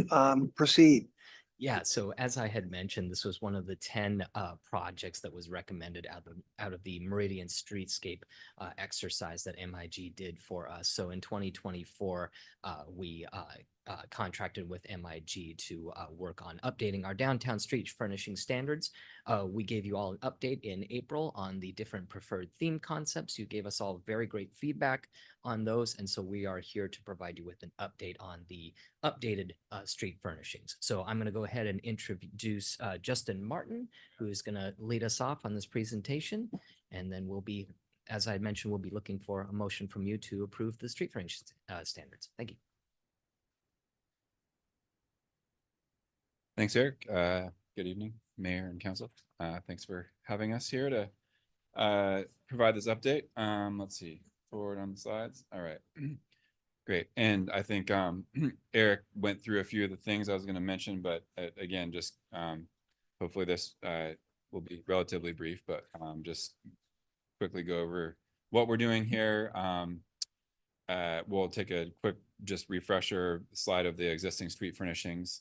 And then we'll go into the kind of the theme that we settled on based on your input back in April, and the final furnishings among that palette that we developed, and take a quick look at an example layout for a typical intersection. We'll talk about that in a few minutes when we get to it, and then see if you have any questions and look for your approval to move forward with this.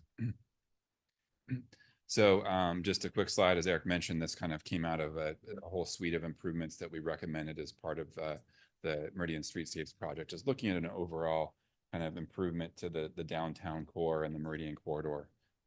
So one of a number of projects, and this was kind of one of the short-term early quick win projects that we recommended moving forward. So good to see that happening. The goal of this exercise here is really just to look at the furnishings that are down there now and say, okay, you know, let's look at making something. A lot of them are in need of replacement over time, and so let's just try to identify something that we can use, that the city can use consistently as that's implemented to help kind of identify the character and reinforce the quality and character that you're looking for in the downtown area.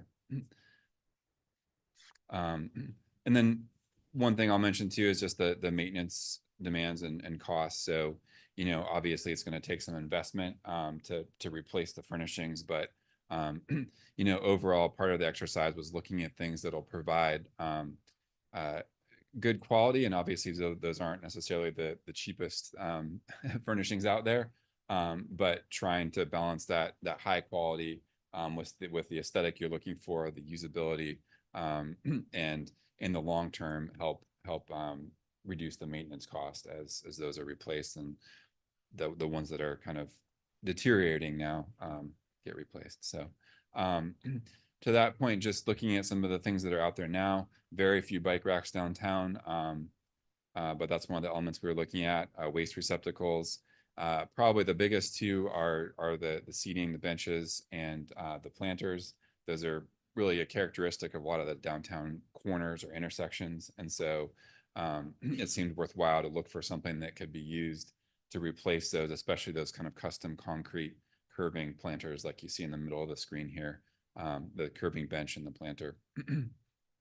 And then the benches that have been, to this point, often being used to replace those are the one on the right, kind of a park style bench. And in fact, I think those are kind of also used in the parks areas. So, looking at something to be used for that sort of seating element.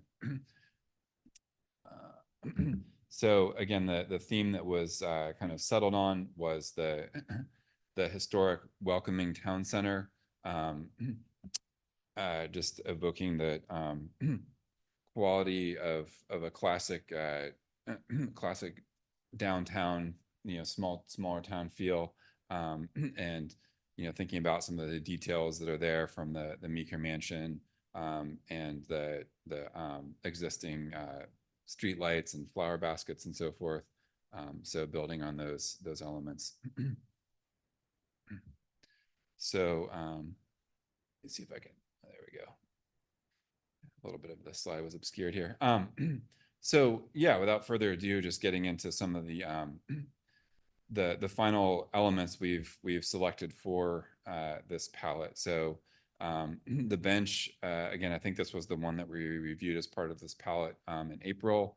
The one piece of feedback that I recall hearing and that we have gone with is that there was some discussion of the material, the slats in the bench, and wanting those to be something that didn't kind of weather and start looking bad over time. So we're at this point recommending the model that has the recycled plastic slats that will be durable but not have to be refinished every year by the maintenance folks. So that's kind of the base model, and then below that you see also there's an alternative that has the same frame style, but it's got basically metal bar infill. So that would be something that they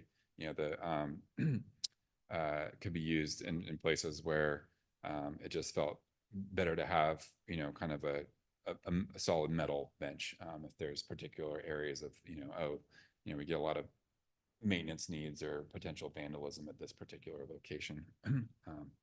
But again, both of these we think are going to be durable, nice looking solutions for the seating. Table and chairs. So again, based on the feedback last time, the chairs are essentially just kind of a narrow model of the same bench, and those can be placed around a table. The tables typically could be mounted in ground. There's also a surface mount option depending how the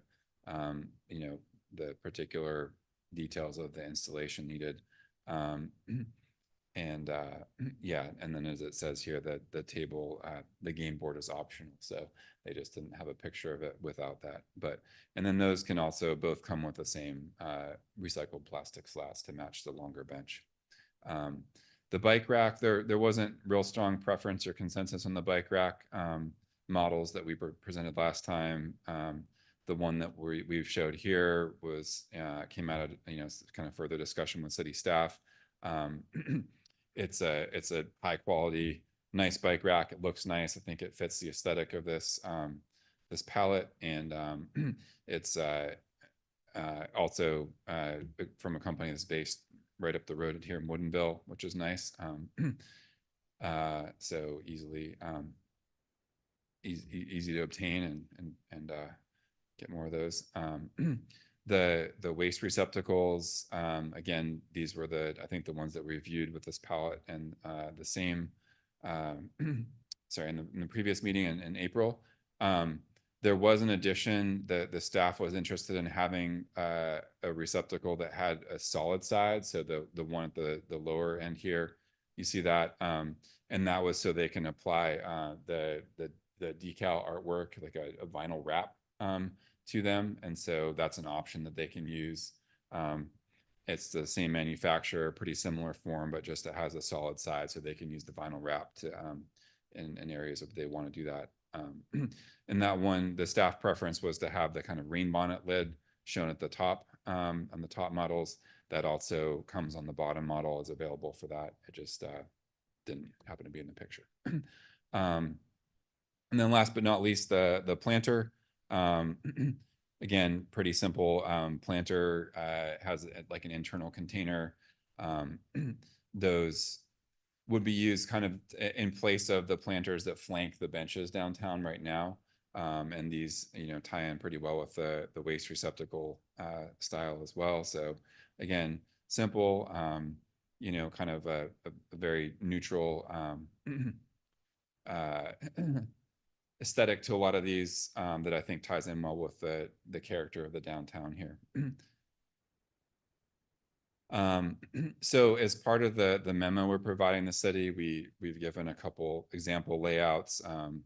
They're very similar. They're just kind of geared towards if it's an arterial or not. But anyway, for your just view here is just kind of what we're recommending is essentially, again, similar to where those planters are now, where you have the curved concrete planter flanked by, curved concrete bench flanked by two planters in most cases. Sometimes those have been converted to just a concrete box or or the planter is entirely missing. But anyway, those would be placed similarly adjacent to the tree pits at the intersections.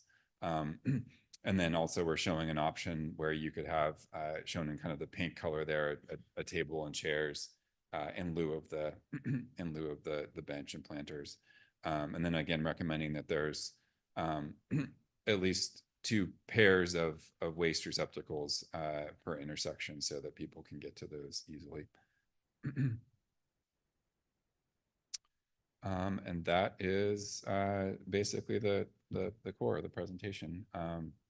Now, just we'll get to questions and comments here, and then as it says here, our next steps, pending any feedback tonight, we'll finalize our memo to the city, and then Eric has talked about seeking funding sources to kind of move into a look at more broadly replacing the existing furnishings. I think initially they would just kind of be as needed, but in the future, the next year or two, looking at a funding source to go through and replace more of them. So comments and questions. Councilmember Johnson. Thank you, Mr. Mayor. Could you pull back that last slide where it showed the seating arrangement example? The layout. Yeah, thank you. Council, I'm going to implore you for a reconsideration on this, and I'll ask you that in just a moment. I'm preparing you for that consideration. People love to communicate and talk to each other, and it's really hard to talk to each other when we're sitting alongside of each other, right? If we're looking out at a view of something, it's great to look here and look out. But when you're trying to induce some kind of communication, you just don't see sitting one side like that. And so I'd like to see the ratio. First of all, I'd love to see all of them be chairs and tables, period. I mean, I'd say no benches, but if there's a compromise, at least 70 to 30% ratio, 70% chairs where it's in kind of a square circle, whatever, and a couple of benches, only because it's conducive for conversations. We want community to chat and talk. When you look at in the park, those kind of 4 tables and chairs over there with the chess, people are always sitting in those and talking. When you look at the parklets that we have down here, you don't see parklets with, one-sided seating. They're sitting around a table and they're talking. And this would be an extension of restaurants. Somebody may buy one of the food trucks and go and sit there and have a picnic lunch with their children, but it's hard to do if you're on a bench and you're all looking the same direction. You can't communicate. There's no talking. If we had imagine if our living room, our dining room table had benches where we all sat on one side and no one is talking. So I say that kind of rhetorical, there's nothing wrong. We're kind of used to bench seats. That's what we've always had. It's kind of like the telephone book. We've just always had that. But I really believe that community is sitting around in some kind of a semicircle to have that conversation to stimulate that kind of communication.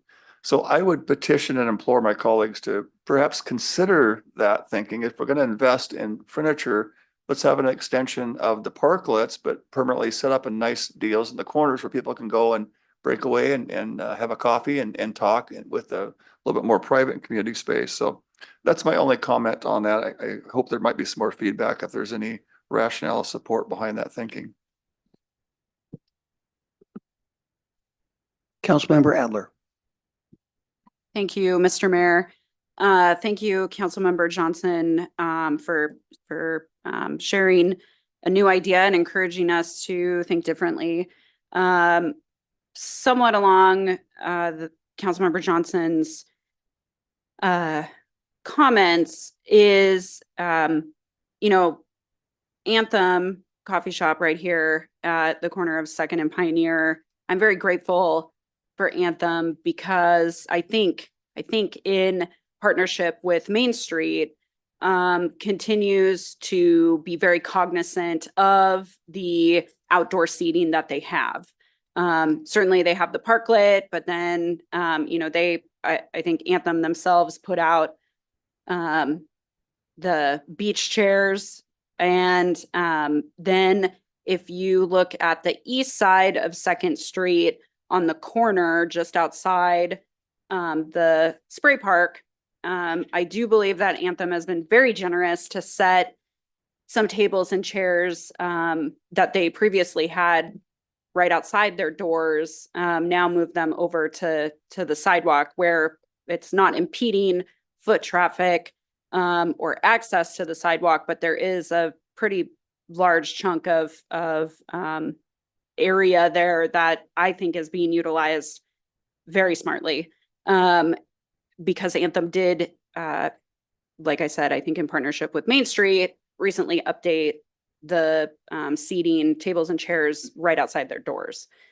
I would really like to see us utilize that space as well. And if there is an ability to expand some of the planning here with what you propose, the tables and chairs that are drilled into the ground, that are stationary, I think that would be really great. I often see the picnic tables in the splash pad. I mean, certainly during the summer, they're always, they're very hot commodities during the summer. But even throughout the fall and winter, to the councilman's point, folks are always going out there from Anthem to sit or wherever to enjoy a nice, brisk, sunny day and converse with each other. So I just would ask that we think about that corner because I do think it's very unique. And it is heavily utilized. It is very heartening to see. Thank you. Other comments? Well, I will provide a little bit of pushback. Regarding the idea of a table with opposing chairs being the predominant feature. I think with benches, people are often looking to rest and to view and not necessarily to converse. Plus, we want to make sure that once you're rested, you do move on and it doesn't become a place where people stay for too long because then all of a sudden you have no place to rest. I just finished about a month-long trip where my wife and I would look for a bench to sit and rest and view all that was going on around us. But again, I question if you go too much to the sense of where everybody sits at a table looking at each other, that you may not be able to get the throughput necessarily that you would get with a bench, which is very standard. I think you find that, and I think there's probably a proven aspect to having a bench as being by far the predominant method of people who are traveling and viewing an area to sit and rest as opposed to opposing tables. Again, I don't oppose them, but I don't think they should be the predominant feature. But I will now move on to Councilmember Johnson for an opposing view. Please. Thank you, Mr. Mayor. Just to, and again, this is the great thing about dialogue, is that we kind of sharpen each other. I cannot express strong enough instinctively how much the chair circle conversation is over the benches. I'm not going to lose sleep and I'll be fine if I take my last breath, and it never happens. But I do think when you seize, when you have the opportunity, you know, in that scenario, you know, if you had people that were, you know, let's say the bench was just simply a stopover point for people walking through to rest, and that's wonderful. And if we had the other ones that you may not find a seat, I would think that's a wonderful problem to have. If you have people in the community who are sitting around talking and enjoying community, it would be a wonderful problem that there's no seats. And if so, then guess what we'll do? We'll get more seats. But anyway, I can't shake it enough. It just seems antiquated to have benches. It reminds me of when you catch the bus, you had benches. And you know, it's just kind of an odd one-way conversation. Whenever I'm sitting with my wife, I never sit on a bench. I always sit across from her. And so anyway, I just want to compel, just to at least keep it in consideration. I just think there's some community here that's a pretty special thing. Thanks. Thank you, Councilmember Johnson. Deputy Mayor King. Thank you, Mr. Mayor. I do appreciate Councilmember Johnson's approach to having more tables and chairs, and the idea of more conversation. I guess, again, I'll refer back to my previous life and understanding the mechanics of people's behavior and what they do. You do have a valid point. However, I just don't see the additional need of additional tables. I think that what is shown here is adequate. And frankly, if I may speak on behalf of many business owners throughout our downtown, we have plenty of chairs and tables inside as well for them to go visit our businesses and converse inside of our restaurants and cafes also. So I think we're good on the amount of table space, so to speak, on the curbs. And I do like the presentation. Thank you very much. And I'll be in favor of the current design. Thanks. Councilmember Whitting. You know, I've liked some things I've heard from both groups.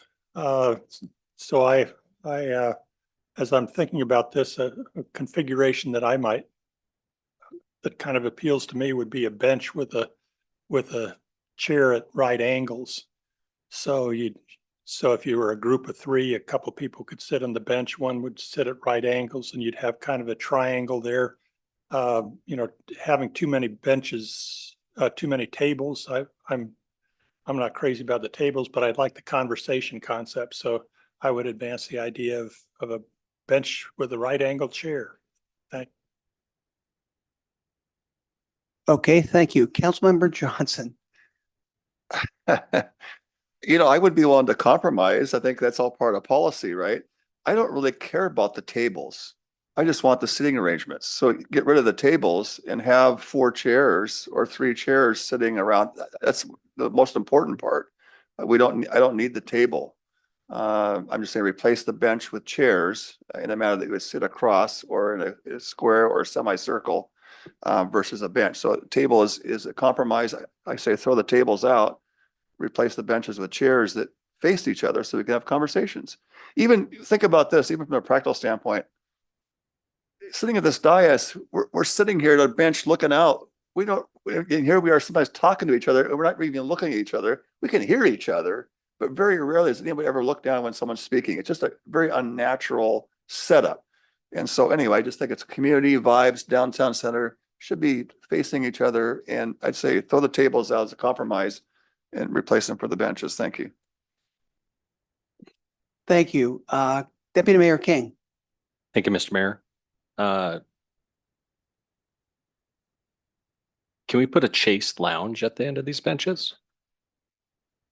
Hey, no laughing in the audience. I'm going to start charging admission for this comedy. All right. No, I'm kidding. No, I think Councilmember Johnson and Councilmember Whitting also have valid points. And, you know, perhaps we put maybe a larger concrete style block. It doesn't have to be a chair necessarily, or maybe you have it more like a living room setup where you have the bench and you have a little concrete, end table, if you will, where you can set down some drinks or food items down there, or a bag, and then have a single chair at the end and create kind of an L-shaped approach to it. I'm just thinking what my living room looks like now that you're talking about it. So I'm just thinking, a bench. I don't have a bench in my living room. A bench, an end table, and a chair.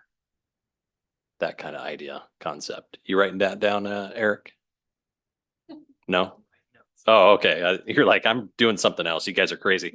So just as an idea. That's all. Thank you, Councilmember Gilliam. Thank you, Mayor Castema. I really like the current layout. I really appreciate the space for the wheelchair users. I was just taking a look at that. Has anybody on the dais ever been in a wheelchair? I spent like 3 months of my life in a wheelchair, and I can tell you it's really nice to be thought of and have access and to be able to be engaged and be part of things. So I talk to people sitting on a bench all day long. It's not a problem. I look at my colleagues on the dais and I turn and pay attention to what they're saying and what we're doing when other people are talking frequently. I don't feel like if I'm sitting, actually, I enjoy intimacy sitting next to people right next to me versus straight across from me. Sometimes it's easier to have a conversation that's so not confrontational, or a confrontational conversation side to side versus face to face. So relationally, which I like to think I'm very relational, I'm okay with sitting next to somebody versus across from them. But I do appreciate the diversity of the seating. So at least we have tables and chairs. We also have benches. I think we do want to create movement and not necessarily a ton of lingering, because I do believe we have plenty of seating inside the restaurants, and even during the summertime, especially with our, what do they call those? Parklets. Thank you, Deputy Mayor. So I don't think we have a shortage of chairs, and or tables for that matter, or recliners if we want to put recliner out on the corners. But I really appreciate the presentation. I really appreciate all the hard work that went into this, and all the times we told you come back with something different, please. The only question that I have is about the garbage, the waste bins. The ones with the solid sides, are they as hardy as the other ones? Because being a part of the Puyallup Main Street Association, they put up some similar garbage cans like that design, and they were talking about how hardy those are, especially when people don't pay attention, hit them with their cars.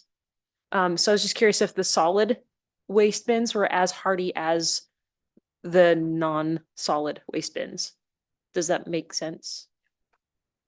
Yeah, so part of this process, we discussed the hardiness, as you'll say, with Ken Davies and Scott Hill, Yeah. on that particular garbage waste receptacle. As Scott Hill likes to say that vehicles have interactions sometimes with the garbage receptacles, and so we had reviewed that this proposed garbage receptacle with Public Works, and they believe that yes, it is sturdy enough that it can handle Very cool. The elements. That's fabulous. And then the solid concept was for the sake of putting a vinyl wrapping around, so can we change the wrapping every so often, or are we looking for one and done? I can't speak to that right now. I'm sure we can certainly look at that. I know that this was a request from the Arts and Culture Commission and also from our stakeholders. It was kind of a play off of the popular signal cabinet wraps, and having a discussion of, okay, eventually we're going to get to all the signal cabinet wraps. What's that next thing that we add art to? And so the discussion evolved into the waste receptacles. We are already having a discussion about this, so it just kind of evolved from there. So this is an option that we can have in the back pocket once we can start implementing that. Very cool. Thank you very much. Yeah. Great job. Okay, I'm now starting to keep track of the bites of the apple here. Councilmember Whitting.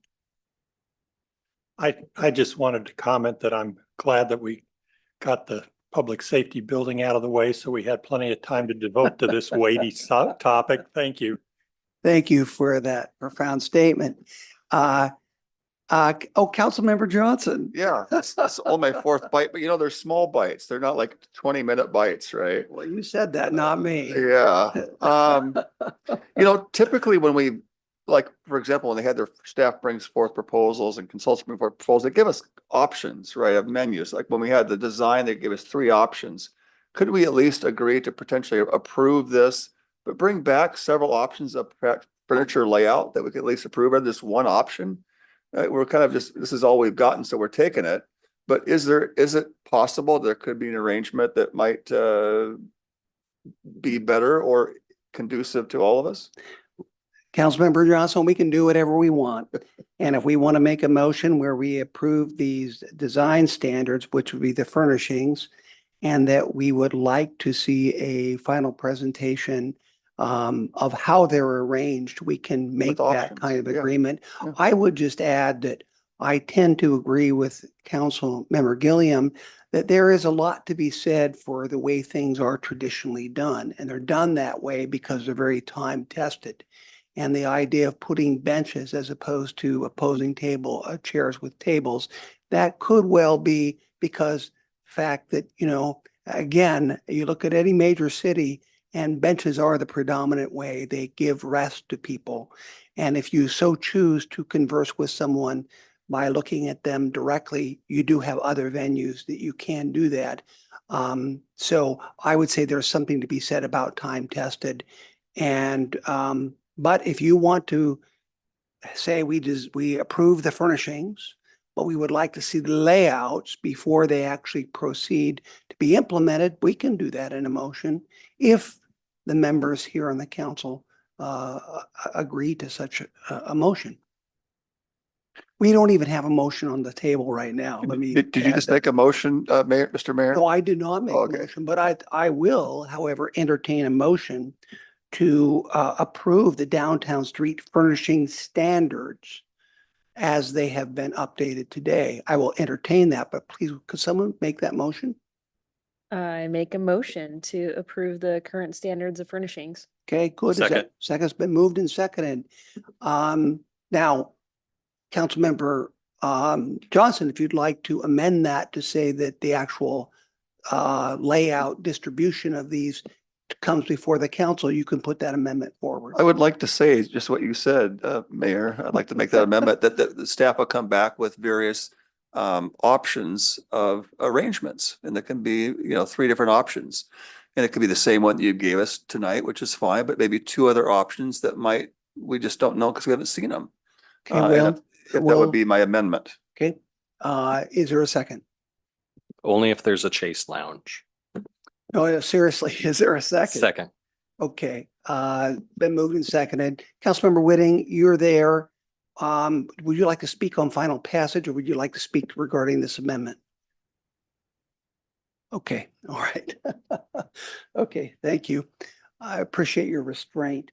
All those in favor of the amendment indicate by saying aye. Aye. Opposed, nay.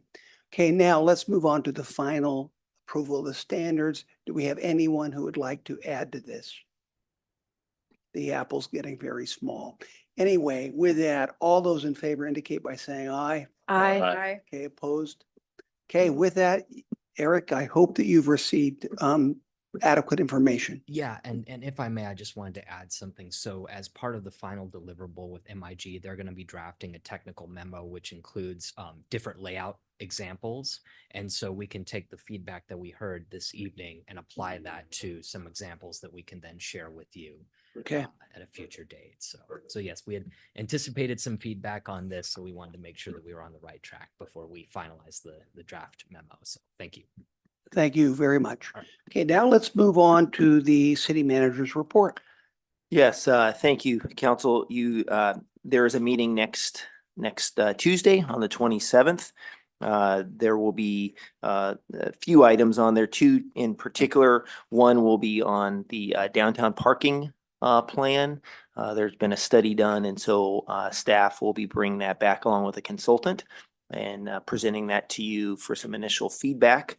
And then also there will be a item pertaining to a development that would seeking the 8-year MFTE exemption. And so that will be before you, and there will be some celebratory proclamations about things that are coming up. Well, I won't go into that because I'm sure someone else on the dais will. And just lastly, I just want to say thank you. Tonight you all sat up here and gave a lot of compliments to others, but at the end of the day, we can do all the work we want, but you all have to approve it. And without those votes, it doesn't happen, period. And so thank you on behalf of all of Team Puyallup, Puyallup Police Department, thank you as a Puyallup resident for what you did. You're setting this project on a great trajectory. We still got work to do and we're going to do it. But I just want to thank you for that. Thank you. With that, let me just go to Councilmember Whitting. I just wanted to comment about the arts along the Riverwalk. I had the opportunity to go down and walk the Riverwalk on that day, and I really enjoyed the event. There was a lot of little stations down there with a lot of pretty amateur artists. Several of my neighbors were down there displaying their art, and I had no idea that they were artists of any kind. So it was pretty cool to see some of my neighbors in a different context, and they're not making a business of their art, that it's more of a hobby. And because the things were free, that it didn't cost them anything to be on the Riverwalk. They participated and were able to make a little money. And my wife and I came home with a few little trinkets. So it was a pleasant day, sunshiny day, cool, just a pleasant experience. I think it's something that I encourage everybody to participate in future years. Thank you. Thank you, Councilmember Whitting. Councilmember Johnson. Thank you, Mr. Mayor. I just want to remind folks that our Concerts in the Park series have been a smashing success. Last week, I think it was probably, I don't know exact numbers, but it was one of the largest. We've had some really, really big turnouts. I mean, all the grass is filled. In fact, if Cody's here, I want to put a little shout out. The event has been so successful in terms of volumes of people coming in that it's actually crunching up the dance floor. And so I've talked to staff, these last two concerts, we might have put some stanchions just while the people are still setting up for the concerts, because the chairs are moving right up to the cement and people are really dancing and there's just no room to dance. That's how much of a success it's been, and fantastic. The next two concerts are going to be fantastic. I think this Thursday there's a country group, and then the last Thursday is kind of, I think it's an 80s dance group called Pink. And I've heard they're very, very good. I anticipate that to be just a fantastic time. And whenever I get up, I go because I love it. And I love to dance with my wife. She's a kick, married 40 years last, I guess it was a week ago, last Sunday. And I still like to have fun with her. And it's one of those, I don't go to nightclubs or, these type of things anymore. I'm too old for that, nor can I stay up that late for it anymore. But this is a great place to go and listen to some live music, dance, and have a good time. And I don't know about you, but sometimes it's okay. I mean, life has stresses. We're all of us are stressed, perhaps in different sectors of our lives. Maybe we're stressed out physically, emotionally, spiritually, politically, whatever those sectors are. Maybe combinations of some of those.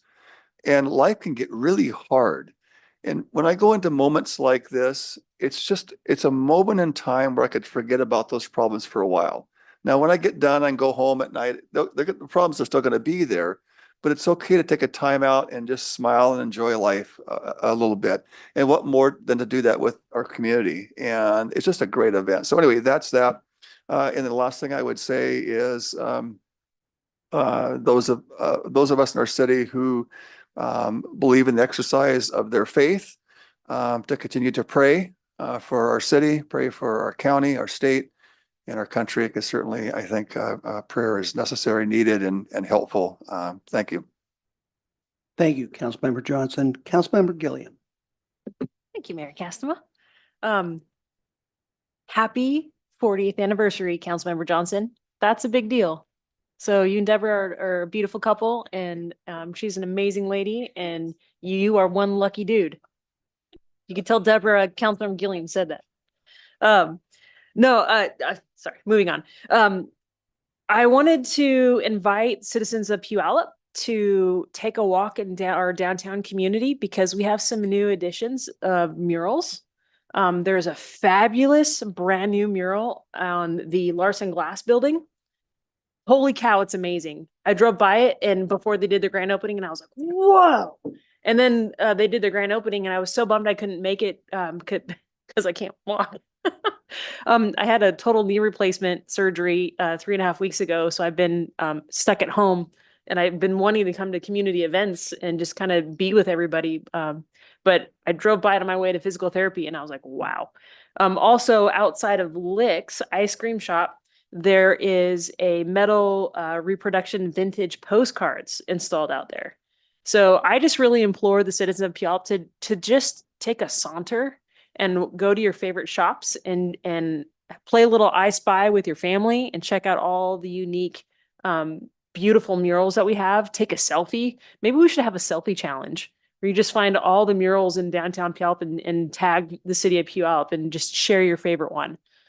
So I just wanted to do a shout out for Main Street Association and how well they're doing, making our community really inviting for families to be together. So thank you, Mayor Castema. Thank you, Councilmember Gilliam. Councilmember Adler.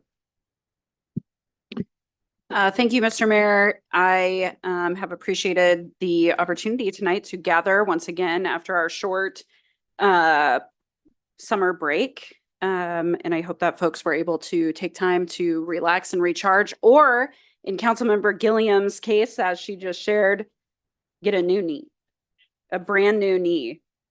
So that was time well spent, in my opinion. And I hope that you're feeling stronger and better every day. Again, I just want to echo what I said earlier, that I am exceedingly proud and grateful to serve alongside the men and women on this dais, and Councilmember Dorr, who is not physically here, but what I was able to participate in tonight and vote on tonight alongside all of you is incredibly powerful. And you know, we all care about our community, and there are various reasons why we all felt compelled and to run and to put ourselves out there. I will say that I would have never thought that this would be something that I would be able to be a part of, and that is history. And so thank you again for all of the work by everyone for making this happen. The last thing I'll share just very quickly is that as we all know, the Washington State Fair is coming up. It is going to open next Friday, August 30th. But on the 31st, the city of Puyallup will be partnering with the fair to host a Washington State University tailgate in the VIP tent that is open to the public and is in celebration of the Washington State University Puyallup Research and Extension Center, which is over off of Pioneer and 7th Avenue, or excuse 7th Avenue and Fruitland. I am grateful again for the opportunity to lead somewhat in our college appreciation efforts that we do, the council does every year. This year, I propose breaking up our college appreciation celebration, having 1 week for Pierce College and then another week for the WSU Extension Center. And we're trying something new. And as I said, we're going to the fair. We're going to do the Puyallup, and individuals who go onto our website and register to receive a ticket entry to the fair will be able to watch WSU take on Portland State. So there will be some refreshments there, which include Cougar Gold. So some of you out there, I know, very much love Cougar Gold. That will be available. But the key is to go online to learn more and register.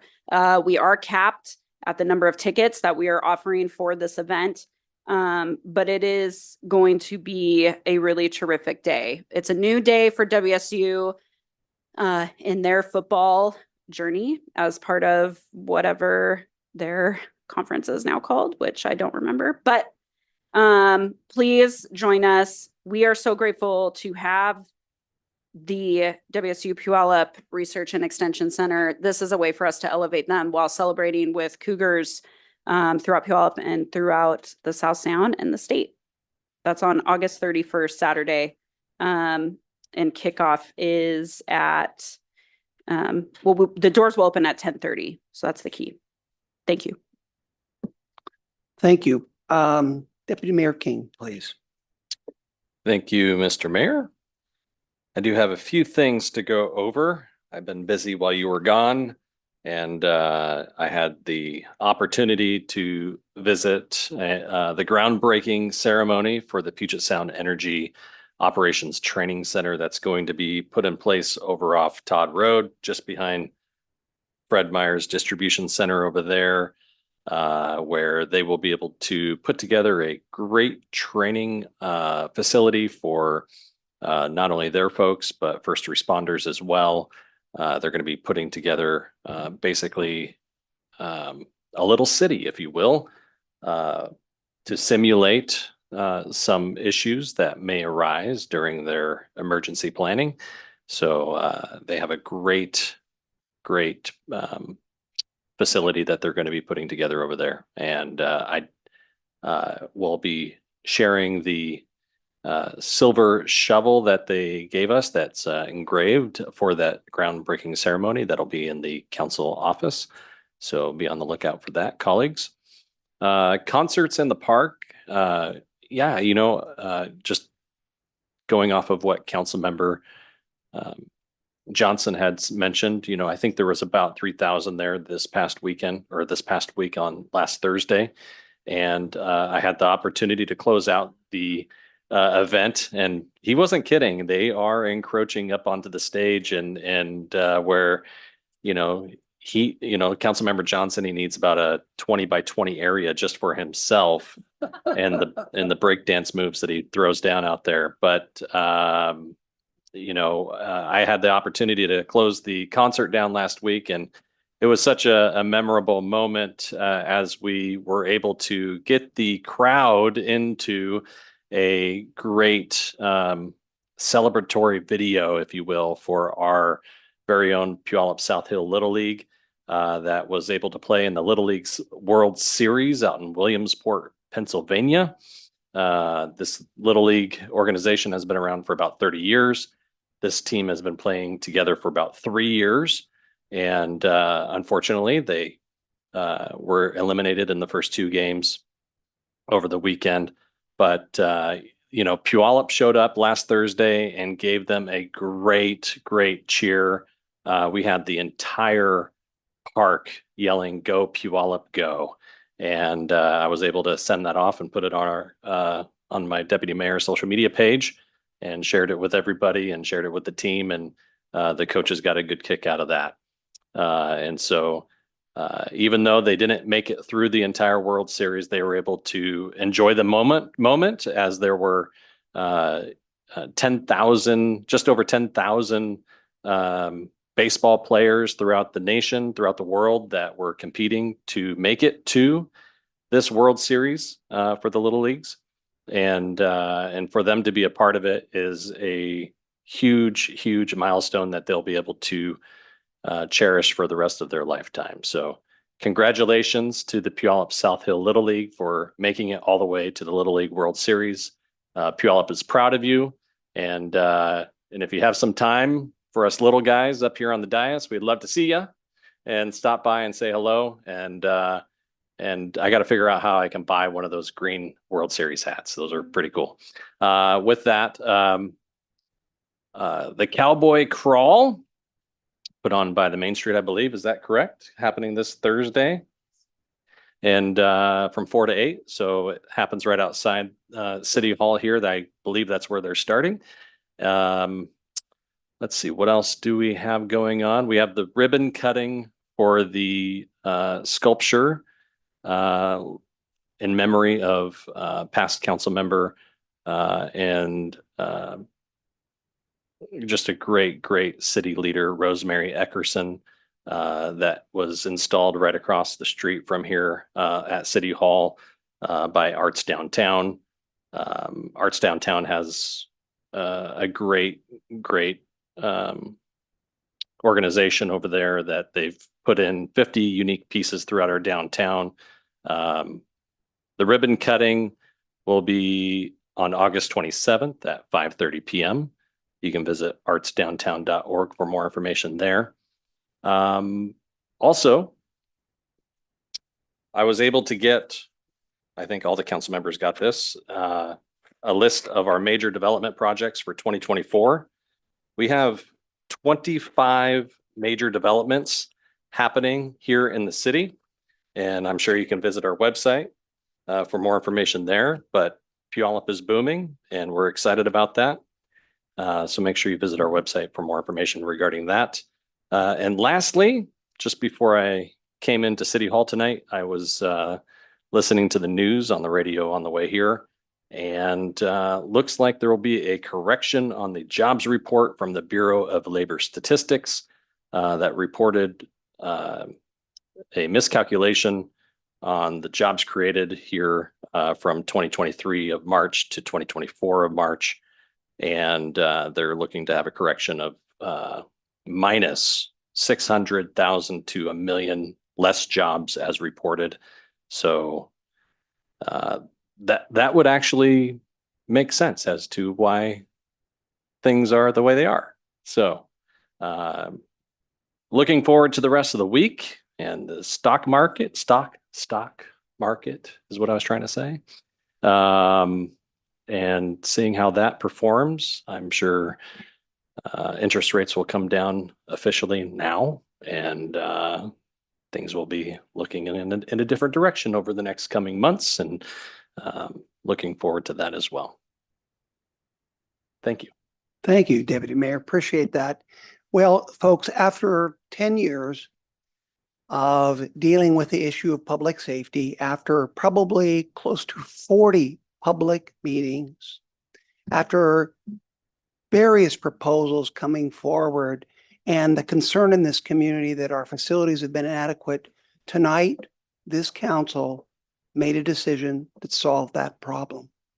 Again, that's been plaguing the city for at least 10 years of very diligent work and public meetings. So I want to thank all of you for doing that. You will remember this, and it will be something that this community will appreciate for years to come.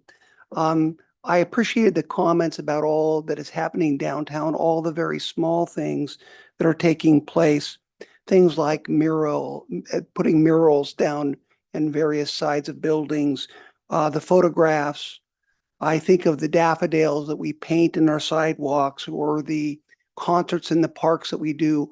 All of these things create memories for people in our community, and those memories turn into love.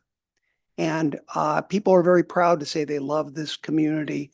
So all of those things add up, even the care and concern about the configuration of benches and tables. All of those things add up to care that people can discern when they come into this community, and they know that it is loved.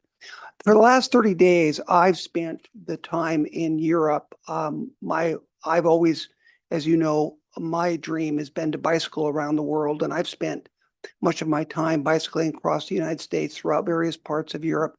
But my wife and I bicycled the Danube River and did about 850 miles is what we did. We did from the source to Budapest, going through a variety of countries: Switzerland, Germany, Austria, Slovakia, Hungary. And it was a very profound experience for us camping. We camped, we had our bags with us, we camped along the Danube River.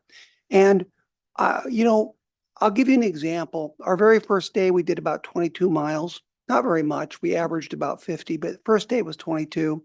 And to let you know how things are different, I would say that first day, it wasn't until 3:30 that I saw my very first piece of litter. Can you believe that? It was a candy wrapper. That's how clean things were in Germany, where I was bicycling through. And that continued. So whether it be Slovakia or whether it be Hungary, whether it be Austria, people have different standards. And I say that because I want the people of Puyallup to maintain high standards. And that our sense of normal should not be what a lot of the other people in Washington State thinks is normal. I just think we have to have higher standards. We have Pretty Up Puyallup, which goes around, for example, and we clean all of our streets. And I think we need to maintain those standards and teach our young people that it's not right to litter. That in fact, it's one of the most, inconsiderate things you can do. But I also think there are other things that we have to maintain. It's not normal that you have drug addicts that make it so that your school grounds have to be fenced in their security systems. That's not normal. It's not normal that people feel unsafe when they walk in their neighborhoods and on their trails. And I think the people of Puyallup believe that. They believe it's not normal. That's why we support our police. We appreciate what they do. We make a lot of the appropriations that we do to have the correct facilities is because we do think public safety is important. But I would ask you to maintain that high level. And the normal way of being should be is that everyone in our community should feel safe. Every child should be able to walk to school and feel safe. All of our public spaces should be those that you feel free to occupy. That's why events like all along the Riverwalk, concerts in the park, other things that we do are so important because they get people into the public spaces. That is normal, okay? In other communities, you have people who won't go out any longer. They won't enjoy those public amenities that they paid for, because they've accepted a very low level, in my opinion, of normalcy. So I say that to the people of Puyallup who are listening, that your standards need to be high and that you need to place those standards and expectations on us, and we will do the best job we can of maintaining high standards. We are not about low standards in Puyallup. We're not about accepting safe, unsafe, winners, losers, these types of things. We are one community, and we want all of us to have a certain quality of life. So with that, I would just say to the community, just maintain high standards and put the pressure on us, and we will do our best to deliver. So with that, thank you very much to council members. Some very good decisions made this evening. With that, we're adjourned.